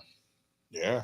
I mean, because then now you're talking about Surgery. surgically repaired and stuff It like reminds that. me of the Kevin Durant when he tried to play when he was hurt. Yeah, If there's any risk of something like that happening, we're out a whole year now. I still think from that point, Kevin Durant has never been the same player again. He's still that Lost a little explosiveness. He lost a little bit of explosiveness. What Kevin's biggest thing was his shot stemmed down blockable, so he'll never lose that. He's so lanky and so tall, and he's not going to lose his shot. But he lost But creating his lateral own movement. Yeah, he lost something when he did and that. and in my eyes, the worst athlete that came back too early from an injury that hurt is Grant Hill. Oh yeah, He came back for real. he came back too soon. I don't think we knew enough Grant about Hill, that type of injury. Grant Hill Yeah. coming out of Duke and coming into the NBA when he was dunking on Pippen and everybody else. If He he was would have killing stood that Grant Hill, he would have been Yeah. a top 5 player. Easy. Yeah, no doubt. And that's hard from a Carolina kid to say that. That's hard. Well, I mean, But the he truth was is the truth. It yeah, is- it he is what was it is. He was the he truth. was Yeah. he was himmy Yeah. in college. You could see it coming. He was doing it with Leitner on his team. Yeah. In regards to, do you want to add anything else to the WNBA in regards? I had a question that I wanted to ask, the pose of the pop-up question. Well, I'm curious how people feel the underdogs in both series. Do they have, because can the Fever win their series and can Phoenix win their series? They've already both stole a game. Listen, I'd be surprised if either one. If you've won one, you have the ability to win another. And you one. won on the other court. That's what I'm saying. They're If you at have one, an if you've won already, you have the ability. It's just if you have that mental fortitude to go out with that. I don't particularly think that LA beating Minnesota is an upset because the Aces won a championship how many years ago? 2 years ago. Three? Was So, 2 or 3? It was the Aces. But they had Miss Plum. They had Plum, but still, but having Asia Wilson. Oh, she's playing incredible. She's playing 4-time MVP. She just got. When they lost to Minnesota a month and a half ago, they lost by what, like 40-something points? And then that turned the light on. That turned the light on. They've been on a mission, and when they walk on the court, I don't know if anybody can see it or somebody said they can feel it. They walk on the court, and it looks like they're on a mission. And I'm not saying they're gonna win it, but having Aisha Wilson on your team doesn't hurt. I'll tell you that. Especially when she's really like she comes out and balls every game, but it seems like she's brought it up a notch. She's killing it right now, and to me, it's crazy. But no, Co-defensive player of the year and MVP. I don't think right now. I think Minnesota or the Aces. I think the winner of that series. I think. Well, they're not playing each other right now. They'd have to meet each other in the championship. The Fever beat Minnesota and Phoenix beat the Aces. That's what I meant to say. I'm hoping to see those two in the championship again. That's what I meant to say. I'm sorry. Yeah, it's the Fever. I think the Fever. Listen, they're playing well now, right now too. And the way Alyssa Thomas, the old Connecticut Sun, is playing for, she's averaging triple doubles. Oh, double doubles. Well, yeah, she's almost averaging a triple double, but she's getting points and rebounds, double doubles all the time, and she's got 7 to 8 assists every game. And then Satu Sabali is playing really good for Phoenix too. Remember, she went there. She left Dallas. Imagine if she would have stayed in Dallas and she would have paired up with Paige Beckers, but she left as a free agent before they even drafted. Oh, I like that one. All right. What? So I got a question that I wanted to pose. Who is the ringless GOAT? All sports, in all sports. Who is all time or right now? Current players. Who is the ring? It doesn't make a difference. You could be current. You can be. Who would you consider the ringless GOAT? Somebody who has. I have one. Who? Of course, everybody's gonna have one. Barry Sanders. I didn't think it'd be a homer pick. For me, I know we didn't put any specifications on it, but I think that you would have to have made it a final to be in there. I was gonna say that, So then if that's the case, I'm gonna go with Kelly. But Barry never really had a championship caliber team to go there. Then you have to go with Kelly.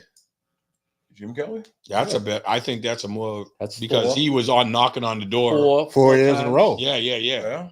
So in football, I'm thinking basketball. So in football, you would obviously you have to look at somebody who's been there multiple times and who's been turned around. Jim Kelly would be the poster boy. Yes, that's because he's been there 4 times. There's been teams that have been there multiple times, but not a player on that same team 4 times like Kelly has. Yeah.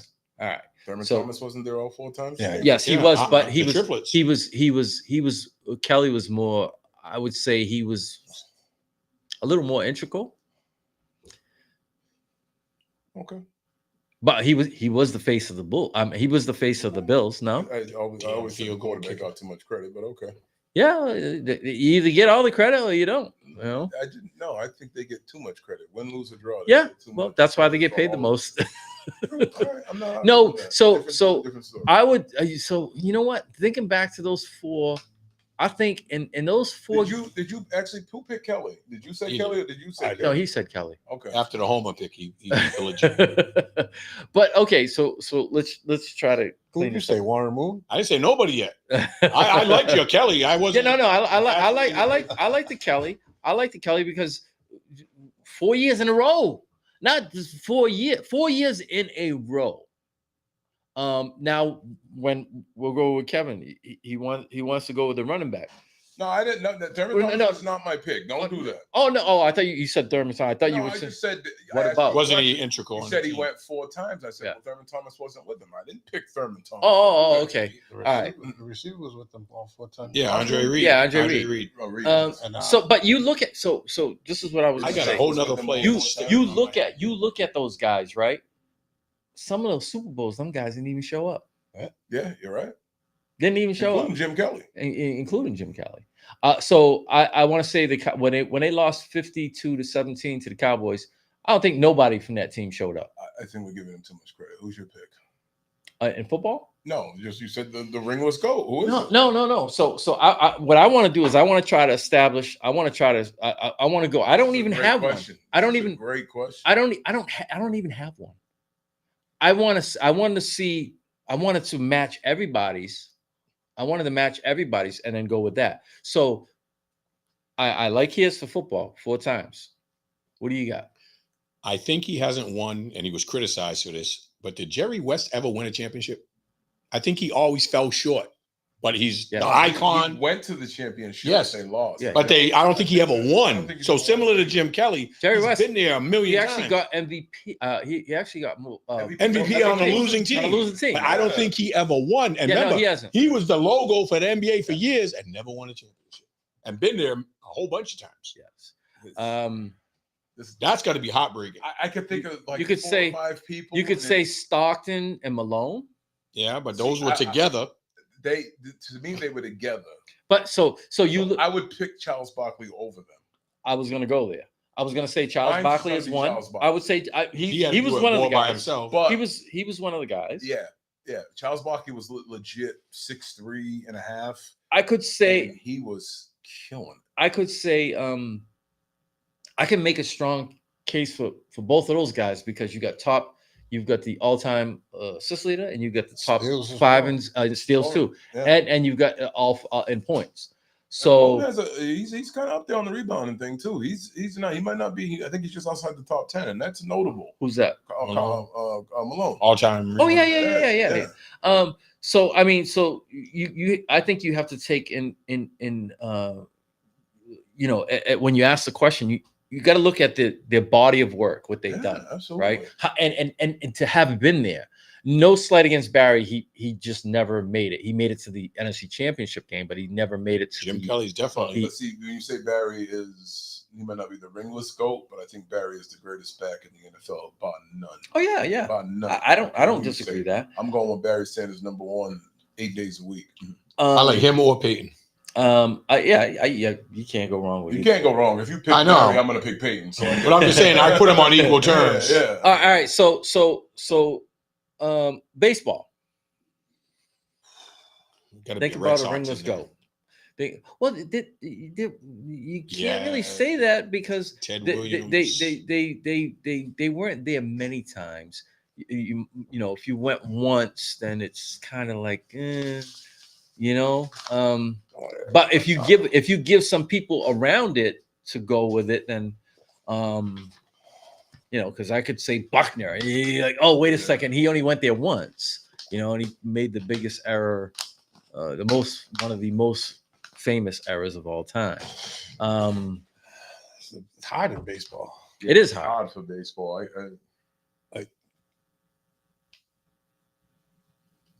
I'm trying to think who's made it there a lot. Andre Dawson? I don't think he has a ring. Let's see, Barry won, right? Barry Bonds? Did he win one? He won one with Jeff Kent, I think. No. Did he win one? I don't think Barry so. Bonds, did he win? Yeah, I think they won one. They beat Oakland. Did they? Okay. I want to say they beat Oakland. The Battle of the Bay. Oh, I'm stumped on that one, B. I can't think of anybody that rises to. Hockey. Somebody from the Not Yankees. good? No, they won one. Yeah, they beat the Red Sox. Red Sox. Gooden and Strawberry. Hockey's might Don even be Mattingly worse. won one? I don't think so. Because you can put him up there. He was nasty with bad. Mattingly never won? The Yankees weren't good during his years. He was great, but they didn't win when he was there. Okay. No comments on this one? No help? A-Rod? Oh, I spelled it wrong up there. That would help if I spell it right, huh? Who is the... They know what the hell you meant. Well, some people might be a little stumped. Baseball is tough. Baseball is There's so much history. tough.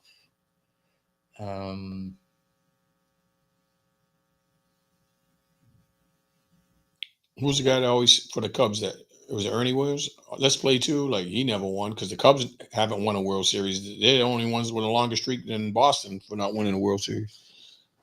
At the time, Yeah. Since then, won 4. Yeah, but it was them in Chicago, and Chicago still hasn't won.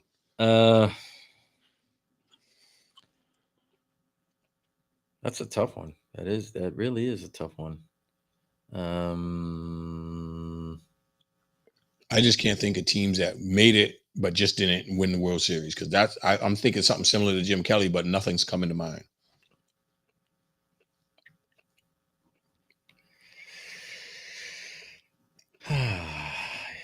Baseball is very tough, very very tough. Mattingly makes. Yeah, I'm pretty sure Mattingly And that's played on tough, some too, bad because- teams, but led the league in hitting. and that's tough too average. because the Yankees with all their titles. But he played during their drought. Yeah. Donnie Baseball. Oh, I kind of cheated in a way, and Google's basically saying baseball. Ted Williams, I mentioned him. Ken Griffey. Oh, there's a Ken good one. Griffey. He didn't The get to kid. he didn't get to the World Series, but he was a great player. With, Ty Cobb, Tony Gwynn, another Tony great Gwynn. one. Tony Gwynn. And Barry Bonds. Barry Bonds never won a there you go. I championship. was right. Barry Bonds. oh, I thought that was the Battle of the Bay with him and Barry Jeff Bonds Kent. never won a championship. Yeah, no. Then I'd have to give it to Barry Bonds. So Barry Bonds is going to not only never win a championship, he'll probably never see the Hall of Fame. Yeah, him Not or Roger alive. Clemens. Him or Roger Clemens. Yes. We'll never see the Hall of Fame. The Hit King. What's his name? He played the Cincinnati Reds. Greatest Pete hitter- Rose. Pete Rose. I couldn't think of his damn name. Never see the Hall of Fame. Although there's a push right now for Pete to try to yeah, I get a thought they push just in. said now that he died. Yeah, now that he died, he'll get in. He'll get in. They didn't want him to enjoy The it. punishment was we don't want you signing autographs with that HOF. That was the punishment. And we'll give it to you posthumous, but we won't give it to you. 'Cause while what he you're did on the alive. field was worthy. The moral clause is different. Hockey, that's going to be a tough one for me. I would not. I don't know enough about hockey to think of something. I mean, I agree with you, but hockey's down here. It's hockey. Marcel Dion, You're a great center for the Yep. St. Louis Blues. Yeah. Jerome Ignala. That was a black dude. Yep. The first good black dude. The only one I really knew on this list, and I got to be honest, is Roberto Luongo. That's the only one I knew. He was a goalie, right? Yep. One of the most successful goalies of his generation. He was the only name I knew on there because I'm not big on hockey. I'll be totally honest. I mean, I watch hockey. I watch obviously the Stanley Cup, and I know a little bit about what's going on. But So you know what we need to do. This needs to be continued. yes, We need to put it up on the Yeah, when we have sports time page. to think about We it. need to put it up on the sports page and see the input that we get from other people. absolutely. That was a great question. That's one of the best questions I had in a long time related to sports. So what we'll do Let's go. is we'll put this up on the Straight to the Point sports page, get some input, and then revisit this again next week. Yes, sir. When we come back next week, obviously more football. The results of those college weekends. We'll already have been into 2 games for the WNBA. for the baseball. Baseball. Oh, yeah, baseball. Yeah. We'll already have been. The series could literally be over. Yeah. We could almost talk about the first round. Yeah. So we could talk about that. We could talk about the finals for the WNBA. And now the NBA's on the verge of starting. They've already reported to camp. We've already had one major injury. Yep. Week 4 recap. Yep. Yeah. So we got all that to look forward to next week. Like I said, we'll revisit this question, and then we'll go from there. Any parting words before we leave? Peace. Stomach's grumbling. It's about that time. Nah, it is. All right. So it is that time. So with that being said, thank you all for tuning in. Once again, follow, and share WMB1 Radio, Straight to the Point Sports, so forth, so on. Download the WMB1 Radio app. Or also visit us at WMB1.com to find out all the information and all the scheduling of our programs. Until next week, we're out of here, and we hope everybody has a great night. All right, peace. Ladies and gentlemen, may I have your attention, please? Yo, what's up? Baby, let's go. Old school R&B, hip hop, reggae, sports, talk shows, and a whole lot more. You're listening to the internet's hottest new radio station, WNV1 Radio, New Bedford, Massachusetts, home of the legendary Tavares and just a collection of some cool-ass wonderful people.